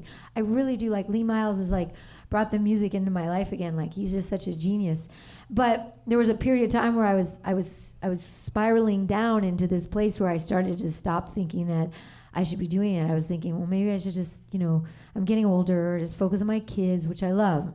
I support my kids. But something clicked in for me, which was like, I shall never stop doing what I love, no matter what age, because I found my spirit dying. And I was like, wake the fuck up. And my friend who asked me to host some show for her called Balcony TV LA, she asked me to sing for her, and I was like, okay. And I did one song. And then she said, would you host the show? And I was like, okay. Because it was a year of yes. It was a year of like honoring what I was as an artist. So I said yes to that. And then one day she called me and said, I hope you're not mad at me, E.G., but I got you an audition for The Voice. And I was like, I can't do that because, I can't do that because my kids are going to think I'm really stupid. You're teenagers. They're going to be like, Mom, that's so stupid. But I was like, I'm going to say yes because this is what I love to do. And this is my calling. And this is when I'm the most alive. So I said yes. And then she set me up with Lee Miles and said, Lee will play with you. And Lee played with me at my audition for The Voice, and we kept getting callback after callback, and I ended up on Team Blake, and this was like a miracle because I had to renew my love for my work, and that was what happens on The Voice. So Amazing. Great question. Thank you. Good question. You want a picture with me? Yeah, give me your phone. E.G., how can Give me people your find phone. you? How can? Come on. Oh, there's this. Well, how can people find you on the web, on the interwebs? I need more followers on Instagram, so get your damn phones out and follow me right now because I want 87 new followers. And now I'm at Real E.G. Daily. Just Real. You're already following me? Thank you. Instagram great. and Twitter, it's Real E.G. Daily because there were some fake ones, so I had to pick Real E.G. Daily because those motherfuckers got my page. Hey, so Steven, Wonderful. Yes. There's a very important question. Okay, We sure. just have One time for question one from more. over here. Sure. It's very sparkly. Hi, I saw Hi. your one-woman show so many times. Wow, thank you. Wow, really? And it's nice to hear you talk about Hunter and Tyson as teenagers. Oh my God, thank you so much. Why didn't you play the harmonica tonight? You are such a talent, and I want to talk to you again too. I remember Another you, time. by the way. She Yeah. came to. That's right. You came to. It's dark, but I can see you. Yeah, I can see you. Sparkly. She's very sparkly over there. Yeah, that's awesome. Thank you. I did a show called Listen Close Closely, which was that time period where I was finding myself again. And it's called Listen Closely. And what I did was, in the play, I played myself and my inner child, which was Little Each, so I talked to myself. Big Each would say, like, my Big Each would say, like, my Big Each would say, like, we really need to talk to this guy. He could book us. He's the guy that'll get me the job. And the Little Each was like, I don't really like that motherfucker. He's not very nice. And I'd be like, shh, quiet. We have to follow what he says because we might get a job. And the Little Each was like, but I don't like him. And the end of the play was just about honoring your real voice, which tells you everything you need to know. I love so it. Thank you. So that's a good question. The show's called Listen Closely, and it's all up on egdaily.com. You can get the website. If anybody's interested in voiceovers, I have a voiceover seminar that I filmed, and it's on there as well. Listen Closely and the voiceover seminar. They're both on egdaily.com. There's Amazing. music. It's fun. And You're the yeah, best. Thank you thanks so much for doing this. Guys, Thank give you. her a giant round of applause. E.G. Daily, everybody. Thank you.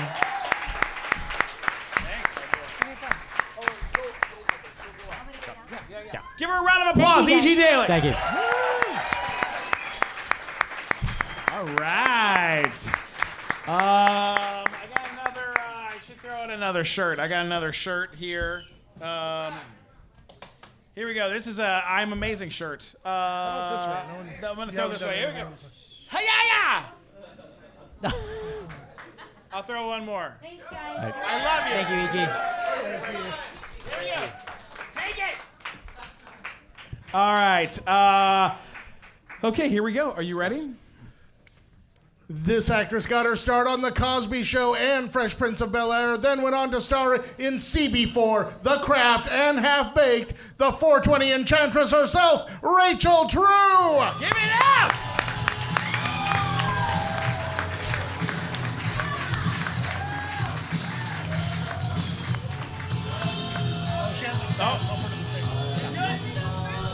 You got it. I'm in a boot.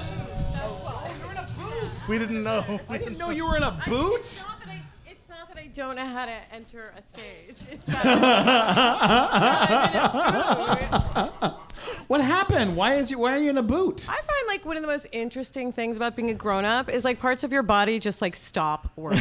Like there's like uncle, I give up. So Yeah. I was having a little foot thing because I used to like run track back in the day and do a lot of pounding. So now I'm paying for. That sounded wrong. Right.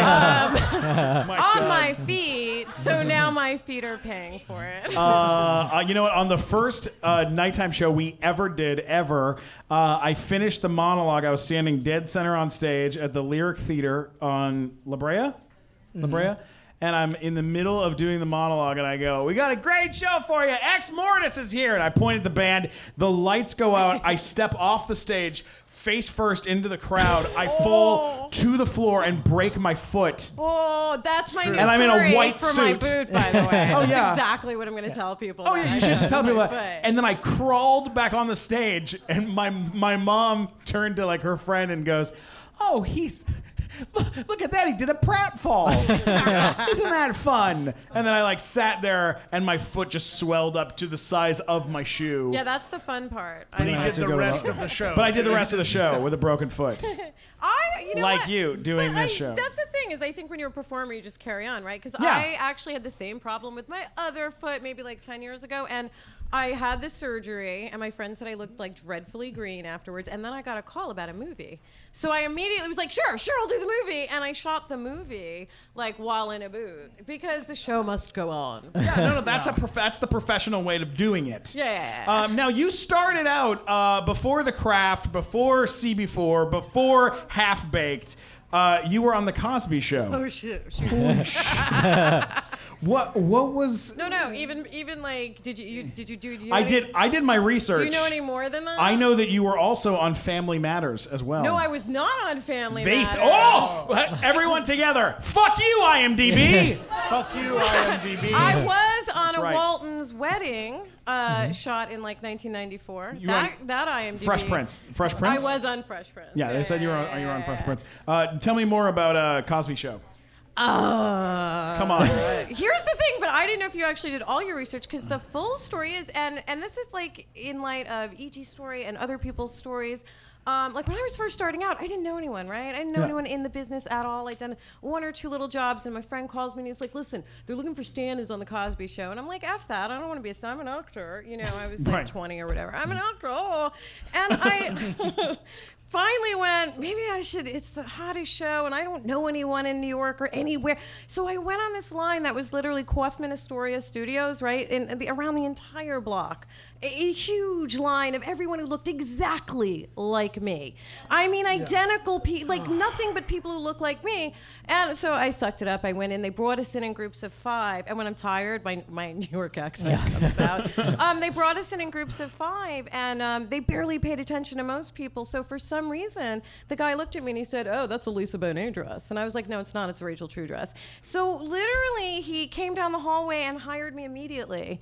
Yeah, like. And so I started, of all things, as a stand-in, which, like, when I was younger and first starting out my career, I might not have said that because, like, ooh, that's embarrassing, or that's not cool, or that's not whatever. But now that I'm, like, a grown-up, I'm like, no, I worked, you know, I really worked and had to do all the steps people have to do to become a performer. At one point, I had 2 different internships. Like, one was at a theater, one was over here for free, while bartending at night, you know? Yeah. So the hustle that you have to put in for anything, right? And by the way, those open calls where they those calls in New York are we have actors in the room. Let's hear if we have actors. Okay, you guys have no fucking idea how horrible it is in New York City. Unless you've worked in New York City, it is a living nightmare as an actor because you walk in and I would go into auditions in New York and it'd be like 40 fat guys in a room. But 3 of them have Tonys as well. So they're like all award winners, and you're like, oh, I'm never gonna. One time I was in an audition. This is a sidetrack, but one time I'm in an audition in New York City, and I'm sitting across from this guy, and I don't know if you ever had someone pull this move where they just go, "Oh, hey, what's up, man?" and they like pretend they know you, so that they kind of make everyone else feel bad about themselves in the room, like no one else should be there. Like people do this move. I'm so oblivious to the tricks that people play. Like, honestly, I just never really paid that much attention to all that stuff. Guys would pull this move. So, like, I'm in this room, and this guy across from me goes, "Hey, what's up, man? Good to see you. Long time." And I go, "I don't know who you are." And everyone in the room kind of laughs, and he goes, "No, man. It's been a long time, but it's great to see you. The last time I saw you was at that callback, remember?" And I go, "Look, I know what you're trying to do. I'm not interested."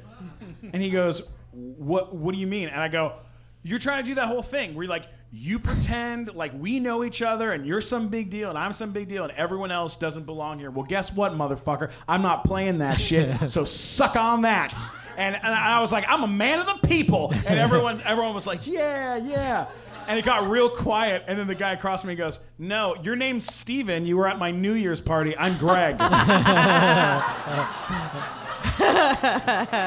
And I went, "Oh, hey, Greg." "What's up, Greg?" But, shit. Yeah, I sucked. I'm gonna roll it back to that Cosby thing because it has come up a bit with the whole, Me Too, everything. And let's just say, I saw enough. I mean, allegedly, right? Oh. I can't. That's really like all I can say about that is it was a great training ground though. Like as an actor, I got to work. Like I remember meeting Wallace Shawn, who nobody knows who he is, but he's such an amazing guy. Yeah. From the You're in a room full of nerds. Oh, that's right. Okay, yay. So like I met Wally Shawn on this. Wally Shawn. He was the Grand Magus Zek on Star Trek Deep Space Nine. Just the I got problems. The amazing amount of people who came through that set that I got to talk to, meet, hang out with, and honestly, as a green actor, being a stand-in, we actually, I don't know if you know, on movies, people just stand there, so it's really kind of a boring gig, but on a sitcom, you're actually doing the dialogue, and you're doing the movement, and you're doing the blocking. So I learned a lot, and I actually was like the only stand-in who got part after. I got a lot of parts on the show. I actually did like 3 or 4 different characters, and I ended up being a friend of Theo's for a few episodes. But I think again because I was just like, I'm gonna do this. I'm gonna make this happen. That's incredible. Yeah. Okay. We have to talk about this movie. That before we get into, there's other movies we can talk about, but this movie in particular. The Craft came out in 1996. Six. I was 17 when that movie came out. Me too. Right. I moved to Los Angeles the following year at 18. I didn't know anybody, never met anyone famous in my whole life. And I go into a gas station in Burbank, and you're standing there in the gas station in Burbank, and I go, oh my God. I've made it to Los Angeles. I'm in Hollywood. And I called my fucking sister on a payphone, all right? I was like, you're not going to believe this. Rachel True from The Craft is in the gas station. And she was like, go talk to her. And I was like, I will. And I went back in. I was like, I'd really like to meet you. Nice to meet you. And I shook hands with you. And I was like, I wish I had a disposable camera. I didn't have one. Oh, that's so true, disposable cameras. I hope I wasn't an asshole. You were so nice. And like since then, I've always been like, oh, she's so fucking cool. And that movie was like, it was a fucking huge hit. That movie was a big movie. And with like a big like I don't want to say cult following, but cult following. Like, but it just really your other guest said today, Yeah. you don't know that. When Like- you're doing it, you have no idea. You know what I mean? Like, you have, I did know for me, because I was interested in esoteric studies already. Like, as a small child, I just loved reading, like, I used to pull out, like, young men as his symbols, right? And all these esoteric books that my dad had. So when that script came around, I was like, if anyone's going to be a little black witch in this town, it's me. So then I talked to my agents who were like, you're too old. And like technically they're right. But I'm like, no. I know I can play this part, I can do this. And they were like, yeah, no, you're too old. And so I had a manager who had wanted to work with me, but I didn't want to pay the extra 10% or 15%. At the time, I was like, fine, if you can get me an appointment for this, I'll work with you. So she did. And it was, again, like another tenacity, I think, lesson. But then the other acting level of that, and I actually just sold a book where I'm writing some of these stories down, but the other acting lesson is that the director, Andy Fleming, was a super senior at NYU when I was a freshman. And my roommate was sleeping with like his roommate. So I didn't really know Andy, right? But I kind of knew that anyway. So I go in an audition. I'm like, please don't remember me, please don't remember me, because I'm a teenager. So he doesn't remember me, which is great. But then on set, I literally the whole time was like, his roommate showed up, looked me dead in the eyes, and was like, I know. And I beelined for my trailer and like avoided everyone. And then like Nev, who was really 20 or 19 or 10, whatever she was, I left my passport in her room, and I was like, oh great, the jig's up. And and she was so young and naive, she hadn't even looked at the passport. Like she didn't, because actors and age and all of that stuff, right? And that's a really valid thing, by the way, because like as a woman, when my age went up on the IMDb, everything stopped for a moment there. And I'm not kidding about that, right? Because like I'm a grown-up. So when I get called in based on my age, they don't really see women, I think, over like 40, in their 40s, 45 and older. As women, it's sort of like they see 50 as 45, 50, I think, as 56. You know what I mean? Because like I'm going in on grandma roles, and I'm rolling in like, hey guys, what's up? I'm the cool grandma. No, that's not that. You're looking for the black grandma on the couch, and I'm not ready to be her yet. Wow. So that's why, like many of your other guests, like I have so many other interests too. Because if you just sit around and only rely as an actor, right, you have no power. So you kind of have to figure out how to do other things and take your power and be creative in other ways, so you don't go insane. Absolutely. In this town, I think. Yeah. Brilliant. I'm just going to keep monologuing. Sorry, guys. No, that's great. What about cast members as far as like on that film? You got Robin. On the Croft? Yeah, on the Croft. You got Robin Tunney. Yeah, Robin is probably the one I know the least. Like, it's so weird because like with my friends, I'm pretty funny and clever. I'm so deathly unfunny around Robin Tunney. I think because she's so cool. Like, I'm like, cool. I see. Okay, never mind. So I didn't. What about Fallujah? Are you guys close? When we shot the movie, actually, Nev and I were just like, hey, we're buddies, you know, and Fairuza and Ramen, because they had so much more to do together, we didn't really get to know them as well. But listen, I love Fairuza Balk. I think she's one of the most talented actresses, especially coming out of the 90s. Do you know what I mean? She's so strong, such a great actress. Totally. I think, like everything, life gets in the way, right? And that's maybe why she's not as front and center as she could be. The last thing I said to Fairuza when we wrapped, you know, she like threw a gift at me and was like, it's a gift, right? And I said, gave her my gift, and I just said, use your powers for good. Because she's an amazing, powerful person, you know? So would I call her a buddy? No, but I stayed in touch a little bit on social media. Nev is the one, I've traveled, Nev and I have gone to Greece and all these different places together. We used to hang out a lot. She doesn't live on this coast now. So I totally had fun on that job, but I didn't know. I just knew, like, I loved the subject matter. I'm not into witchcraft per se. Like, I do tarot, but Jungian-based tarot, psychology-based tarot, and things like that. Yeah. So for me, it's all about energy, frequency, vibration, right? Like that Nikola Tesla quote. If you want to understand, I'm going to misquote it, but like if you want to understand the secrets of the universe, think of it in terms of energy, frequency, and vibration, right? So where's your energy? What frequency you're on, and how are you vibrating? Yeah. You know, that's right. Totally. Like that's to me the key to staying vibrant at any age. Absolutely. You know, who was here last night on this stage is your co-star from Half Baked. Mr. Dave Chappelle was here last night. Oh, I heard. Yeah. I love Dave. I had so much fun on that movie. Yeah, so much fun. You were terrific in that film, and you guys were such a fucking great pair. How did you get involved in? Well, I was really lucky because I'd done CB4. Like, and actually, someone else gave credit to like the person who helped them, right? So I had already worked and done commercials and done some little TV spots in New York. But I was, you know, Raven Simone. She'd been on the Cosby Show. So Raven got her own pilot, and they had asked me to dialogue coach the kids, and so I'm on. And they shot on the SNL soundstage. So I'm there with like Raven and the other little kid, and because she's like 5 at the time, and Chris Rock came in. It was the week off, and he came in, and like he saw me with these 2 kids, and I think he had this impression in his mind. I think like that's who I was, and I'm like, dude, I got a cat and I smoke weed, so like I don't know, that's not entirely me, but like so we just met and got along, and then I auditioned for CB4, which Tamara Davis had directed. Tamara Davis directed Crossroads. Yeah, and she directed Billy Madison. Right, and so she was the half-baked director. So I went in and read for her and read with Dave, and it was just about Laura. You must know Laura. You know Laura, Sarah's sister, Laura. Yes. Just say yes. Sarah Silverman. Yes. Thanks, Mike. Laura was the only other girl. Oh shit! What? Laura was the only other girl really in the movie, so it was super fun. Like that's fucking fantastic. Yeah, I love it. I love that movie. I love CB4. If you haven't seen CB4, you're fucking missing out. It's amazing, and it's Chris Rock, and it's like it's such a breakout movie for him too. I guess, but so funny. My thing is, I think I like to work with these guys before they're really big. Because I'm like, oh, I've worked with Chris Rock, but a movie that didn't do that great, and like I've been with Dave Chappelle, but it's like Half Baked is a legendary movie. We've had Harland Williams on the show twice. And like we're big Dude, I can go nerds about anywhere that in the show. world from the movies I've done and still get like a wick and hemp bracelet and a joint for free. Like that's what I've realized, like traveling the planet. Like it was like, you were Mary Jane. I am.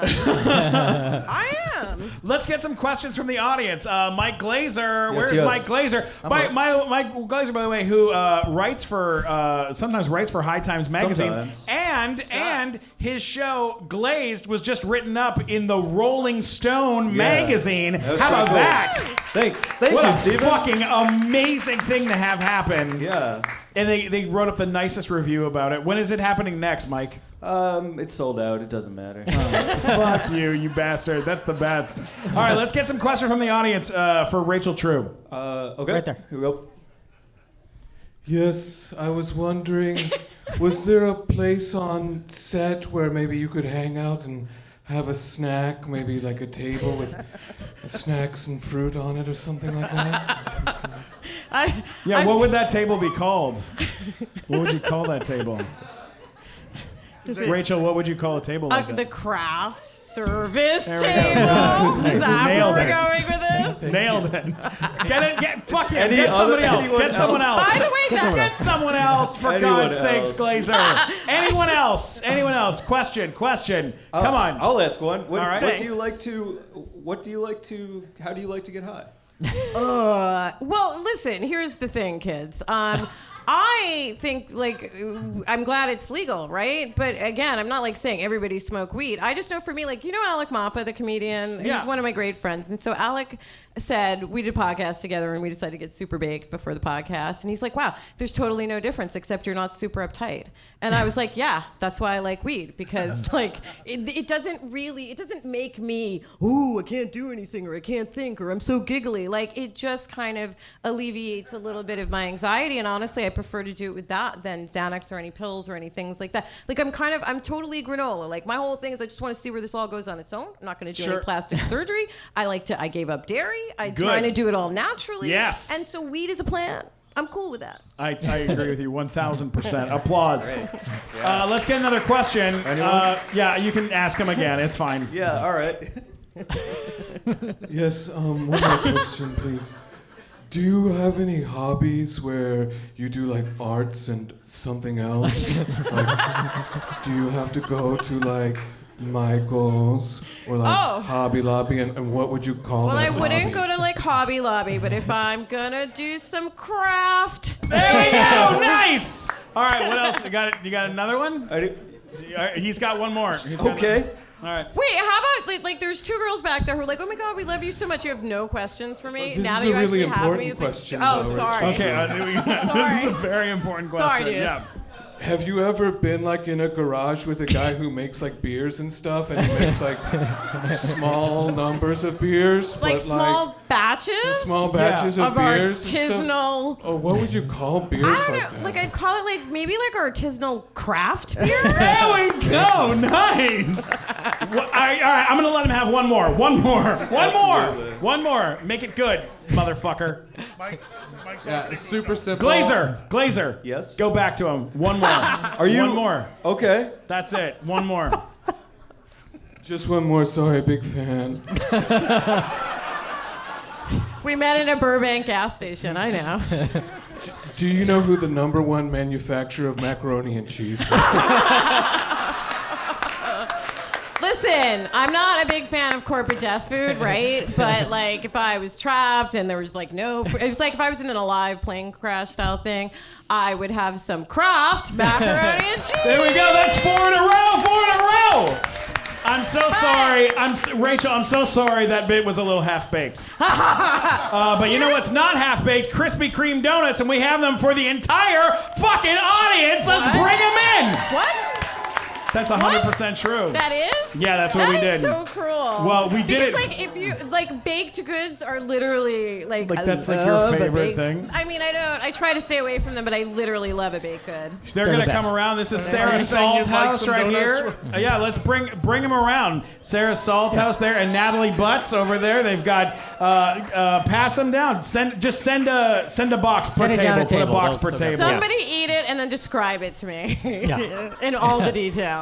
So wait, I'm gonna throw out some craft trivia, and it's like not even that. Like, sure, it's throw not it even. out, It's please. not even that uplifting, by the way. But it's just that like this. It's not. It's No, just it's that great. this stuff is coming up now because like Guys, keep it quiet. Take the volume down just a little bit. have your donuts. Like as a actress of color, you know, when I did that movie, I was told by my agents, you know, you can't act like the white girls, right? He didn't mean my acting. He meant you can't act like the white girls on set. And in my mind, I was like, what does that mean? Are they going to be like, fuck you, mommy? Because that was my impression of like if you're going to be a bratty white kid, like is swearing to your parents, which is something like I wouldn't have done, even though I'm a mixed. My dad was white, but like, so I kind of knew what he meant, and what he meant was, if you do the same thing they do, you will be called out for it, and they will not. And that's probably true during that time period, because like when we did the Craft publicity junket, I was not included. And that would never... Are you serious? I'm totally serious. And Hey guys, keep the volume down in the room just a tiny bit. I love you guys. And we know that wouldn't happen today, right? Because I was one of the 4 main. If I'd been like an ancillary character, I wouldn't even be bringing this up. But because I was one of the 4 main girls... You were on the poster. I was on the poster. Yeah, that's Yeah. true. Yeah. Actually, Greg Gorman, the guy who shot the poster, said, "What did you do wrong that you're always in the back?" And I said, "I'm black." Holy That's shit. true. That's fucking crazy. So when my God, I'm so sorry. No. I'm not doing it to say No, sympathy no. now. I don't know, I I'm think just that saying. when I see actresses, young actresses of color like Zendaya, saying, I'm going to fire that publicist for telling me to be grateful because I'm black and I should be grateful just to have this little bit. I'm so happy that like that's happening now and changes are happening, because in my day it was kind of like, suck it up. In fact, human resources on the craft, the people who like do the deals, were like, listen, we have another black girl, tell her to take it or leave it. That's literally what they said. And I was like, crazy. Sure, they probably do. Like, wow. So we all know they use these strong arming techniques anyway, but like it was more racially tinged back then. You know what I'm saying? So that's, I'm glad things have changed. Do you think it's changed? Do you think it's changed enough now? I think it's changed, sure. I mean, like when you read that on Westworld, first of all, Evan Rachel Wood's going to get equal pay, but so is Tandy Newton. Good. Right? Because Good. he's just as much a major character, Fuck right? yeah. So She's when the main thing in the show. Well, right. Yeah. So things like that I think are absolutely changing for women and also hopefully people of color as well and all that kind of stuff, you know? Absolutely. So it is nice to see how much things have changed since then. That's really incredible. Well, we're going to give this box to you. No! No! Rachel True, you're the fucking coolest ever. Please give her a giant round of applause. Thanks, guys. Where can people find you on the internet before we let you go? Oh, on Twitter, I'm at Rachel True, and then on Instagram, that's probably where I hang out the most. I'm at True Rachel True, because this little white girl has my name and she won't give it back, and I keep texting her like, "Aren't you sick of the brothers hitting you up, girl? Give me my name back," and she won't. So, True Rachel True. Hit her up, ladies and gentlemen. Rachel True, our dear friend. Thank you so much. Come on, keep it going, keep it going.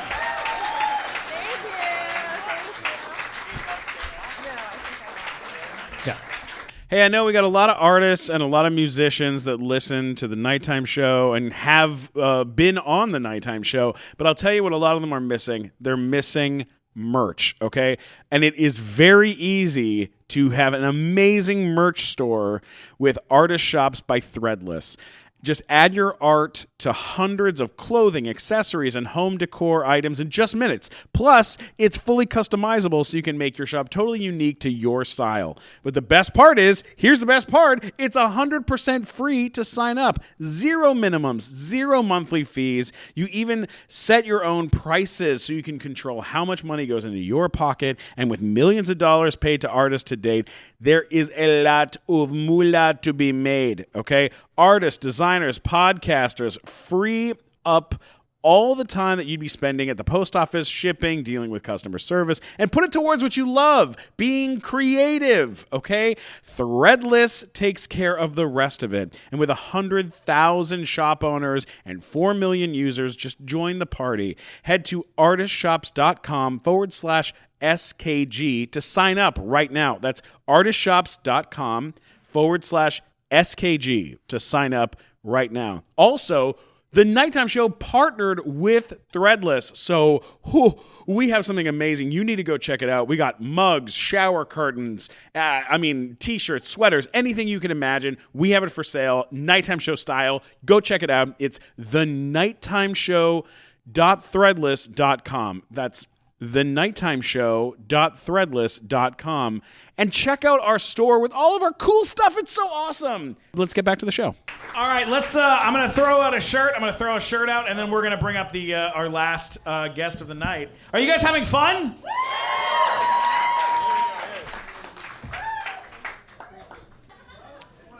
It's a picture of Steven because Steven doesn't have enough pictures of him on T-shirts. Hey, Steven, you realize that you're not on a microphone, so no one can hear you on a podcast.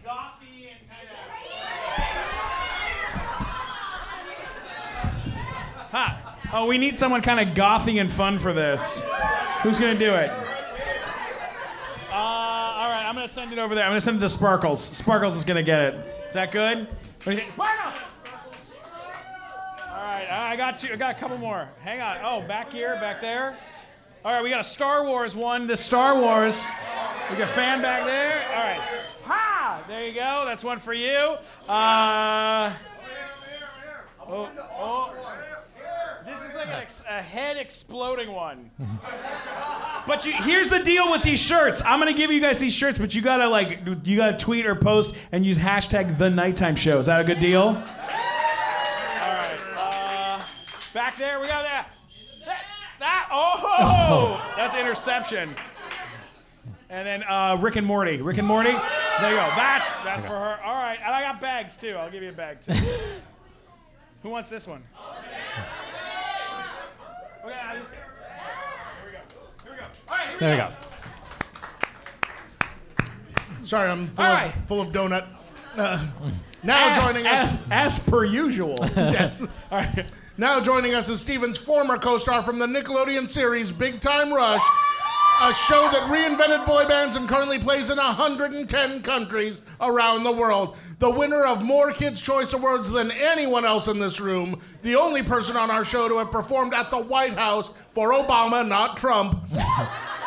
Please welcome the lead singer of the indie rock band Heffron Drive, Kendall Schmidt.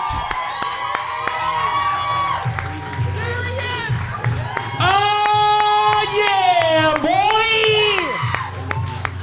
What is that?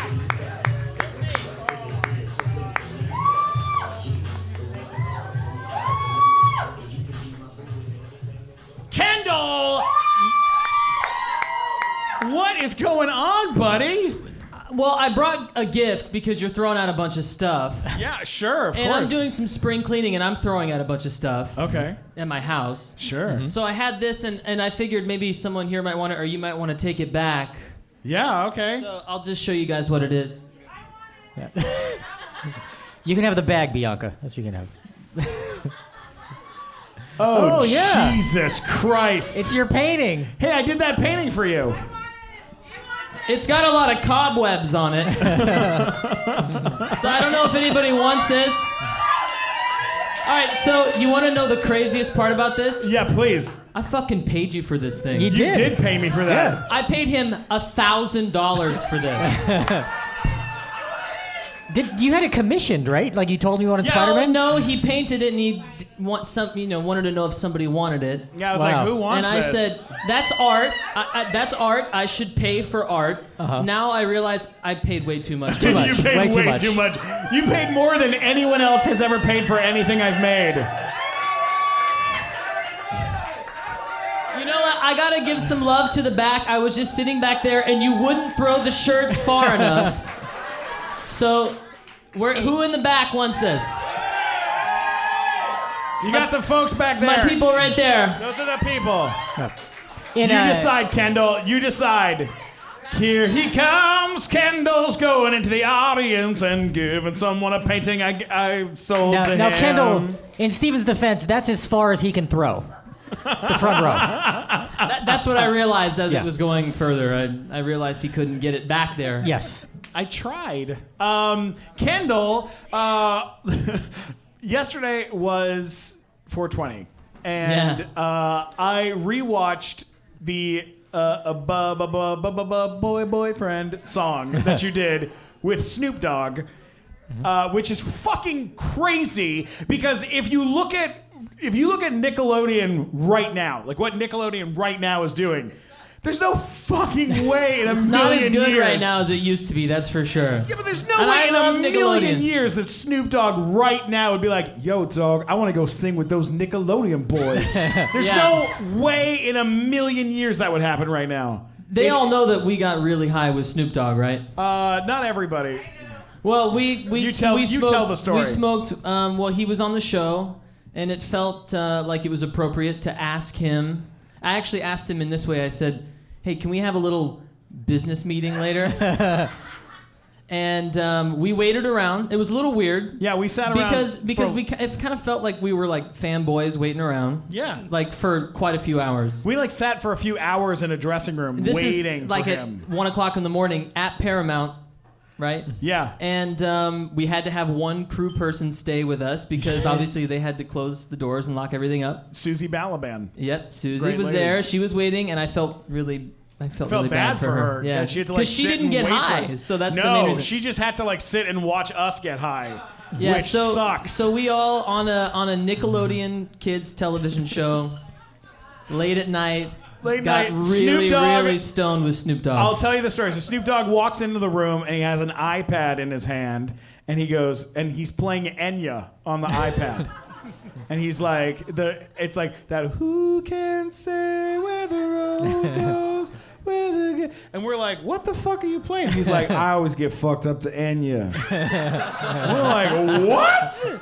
And then we were like, oh, is that medical grade marijuana? And he was like, this military grade, son. We're like, what the fuck? It was his going on? weed. It was his weed. It was strong as hell. It's really strong. We got really uncomfortably high, to be honest. We got so high. Well, I got high to the point of, you know how like when you smoke weed with Snoop Dogg, you get cool points, right? Totally. You get cool points. When you cry in front of Snoop Dogg, you get negative. It's embarrassing. It's embarrassing.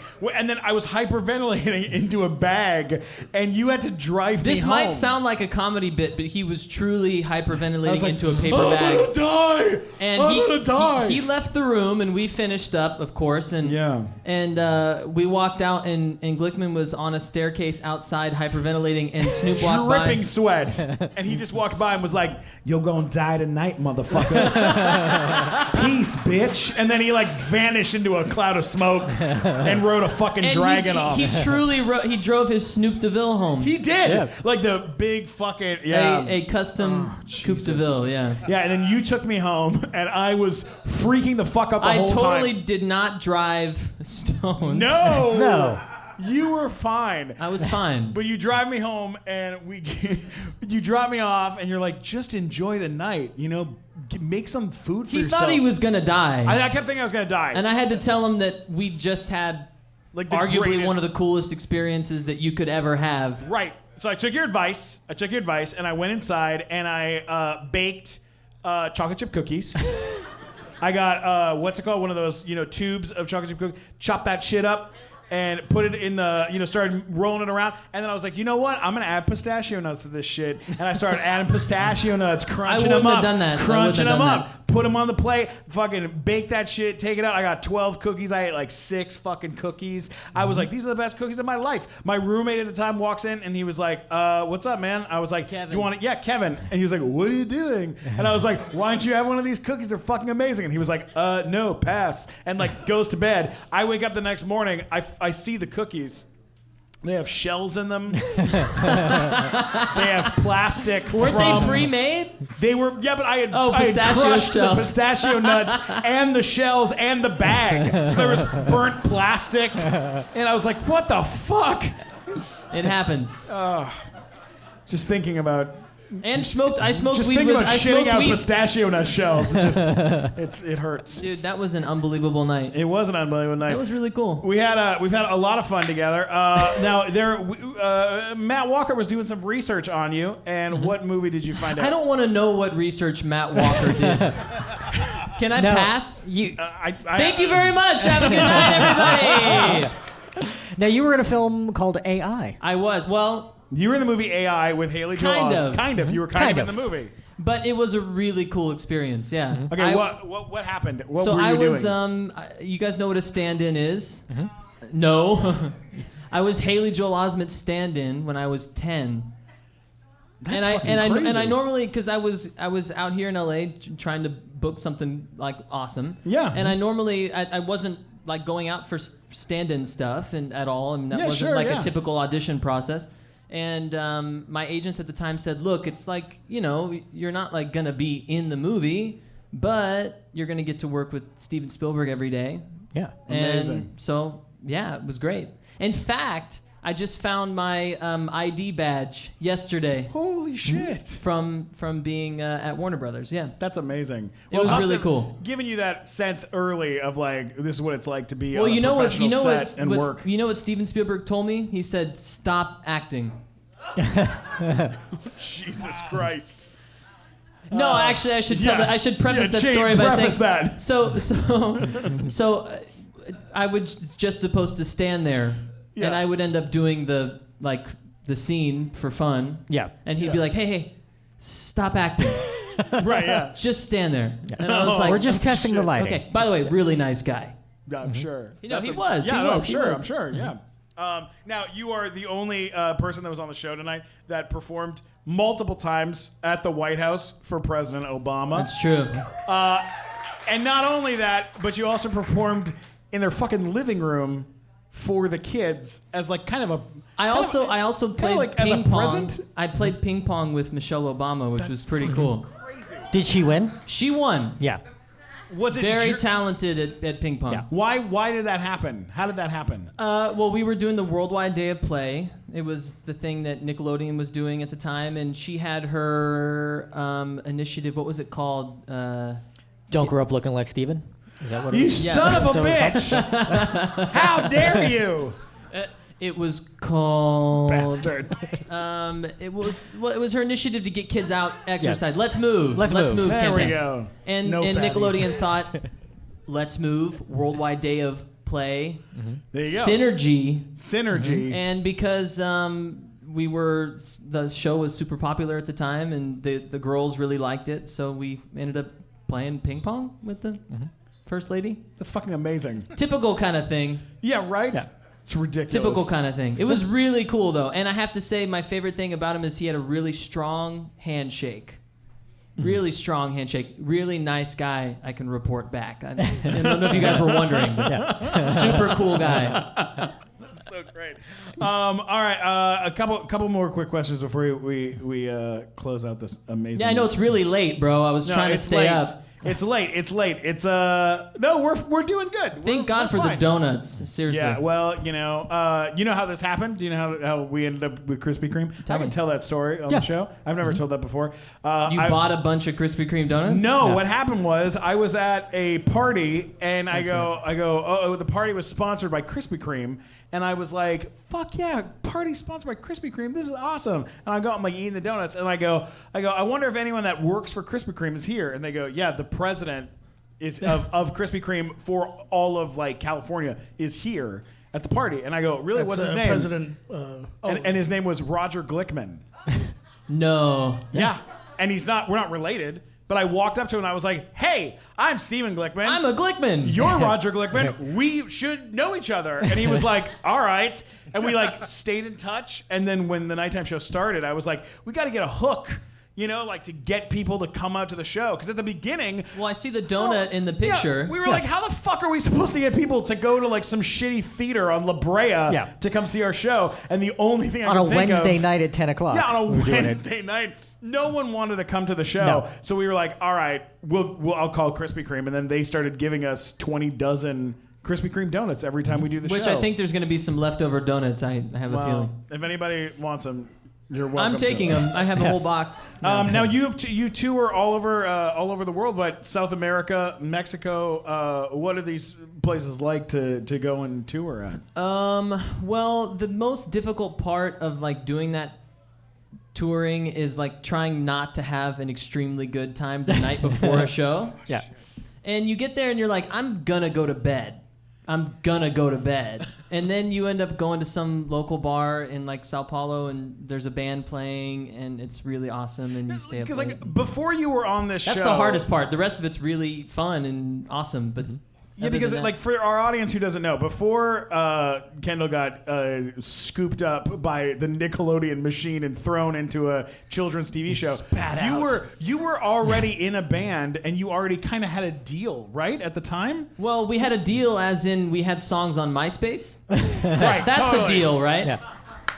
But at the time we were counting plays. I mean, that was the thing on MySpace was it really depended on how many spins you got, and then now it's the exact same thing but on Spotify. Yeah. It's Son like of a bitch. I'm like logging on. How many plays today? Shit. 7 people listened. Oh my God. Grandma must have really been busy. No, there's more. It's like 10, but you know. That's fucking crazy. I'm kidding. No, I know.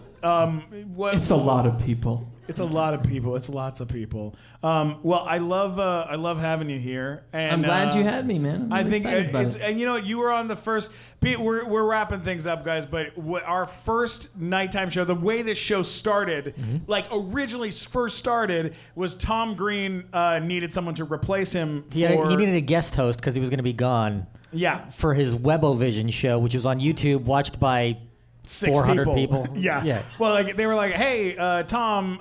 So they asked me if I would host his show, and I said I would do it, but can I have an announcer?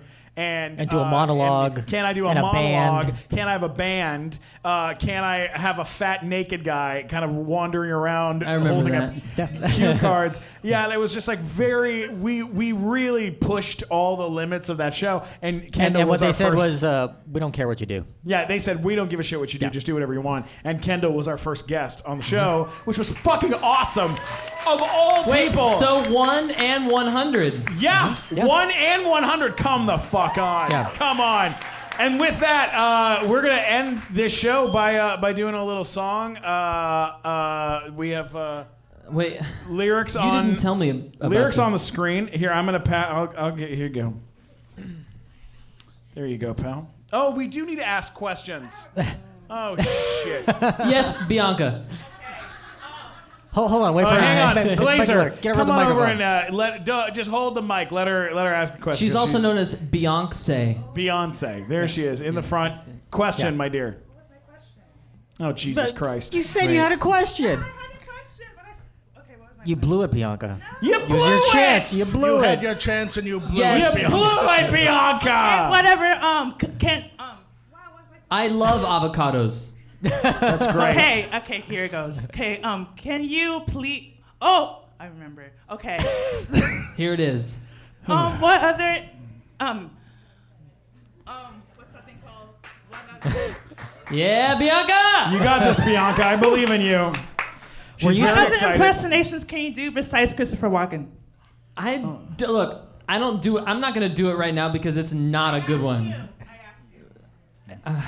I'm not gonna do Christopher. James did a better Christopher Walken than I did. I did like a. I'm not very good at impressions. Here's my Christopher Walken impression. Sure. I think it's okay. All of us have a bad. Yeah, let's all do it at the Walken. same time. All right, Everybody ready? at the same time. All right, well, Come on, the everybody. line. The line is. It's always This has been a hell of a show. You ready? right. 3, 2, 1. This has been a hell of a show. Pretty solid. It's terrible. All right. Other ones? That's it. All right. Well, we got our That's question in. Here we go. There you go. These are. This is for you.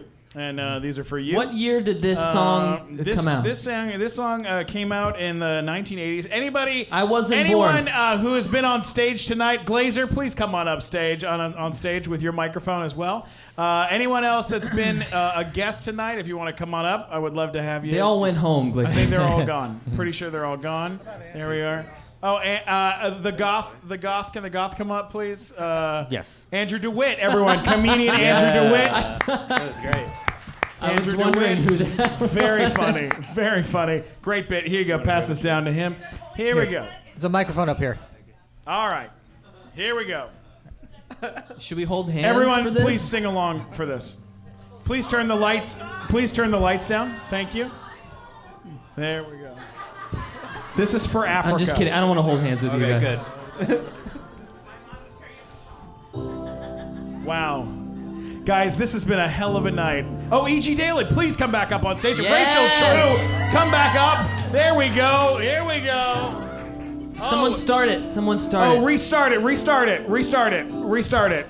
got actual people here. This is going well. Pass that down. Rachel, take it. There you go. Does anyone know the words of this song by heart? No, we have sheet music. Oh, Anybody? wait, these are supposed to be 2 pages. Right? There's 2 pages? There's 2 pages. Oh, It God. starts with "There comes a time." That's There you the go. opening. All right, you ready? Yeah. Oh, okay. All right, you got it? All right, play it. All right, here we go. Just Play wing it. it. Guys, I want to thank you all so much for coming out to the Nighttime Show 100th episode. Come on! Yeah. We did it! There comes a time, A certain call when the world must come together as one. Kendall, take it. No, you take it. Go. There are people dying. It's time to lend a hand to life. The greatest gift of all. Nice, Glickman. That's Shrek Kendall. right there. We can't go on. I don't know it very well. Pretend day by day That's someone somewhere will make a change. E.G. Daly, take it. We're all a part of God's big Yeah! and the truth you know. I don't know, but love. Love is all we need. There we go. Everyone. We are the world. Audience, everyone. We are the children. This is a podcast. We are the ones who make a brighter day. So let's start giving. Kendall, Matt come on, you got Walker, this. everybody. There's a choice we're making. We're saving our own lives. It's true, we'll make a better day. Just you and me. I was trying to harmonize with you, but I think. Oh, E.G., will you take this? Can you do this part? Where is it? Send them your heart. You know this song the best. Cause you know that someone cares. Glazer, come And on. their Oh, lives yeah. will be strong. Stronger and free. You got it. Take it. As God has shown us by turning stone to bread. And so we must all end up fucking out. Sounds great. We are the world. Thank you, Mike Black. We are the children. We are children. We are the ones who make a brighter day. So let's start giving. I just bid on toys on eBay. There's a choice we're making. That is true. We're saving our own lives. It's true, make a better day. It's just you and me. Hey! And when you're down and out and you see no hope at all. God, I love Kendall, when you just believe there's no way you can fall. There's no way. Guys, No I one want wants to to thank cover you the guys all so Cinderella. much. Thanks so much for coming out to the 100th episode of the Nighttime Show. I love you all so much. Give yourselves a giant round of applause. Yeah. We did it. We're at 100. And give it up for Stephen Kramer Glickman, everybody. Go Stephen Kramer Glickman. Get yourself some fucking donuts. All right, guys, we love you. Thank you.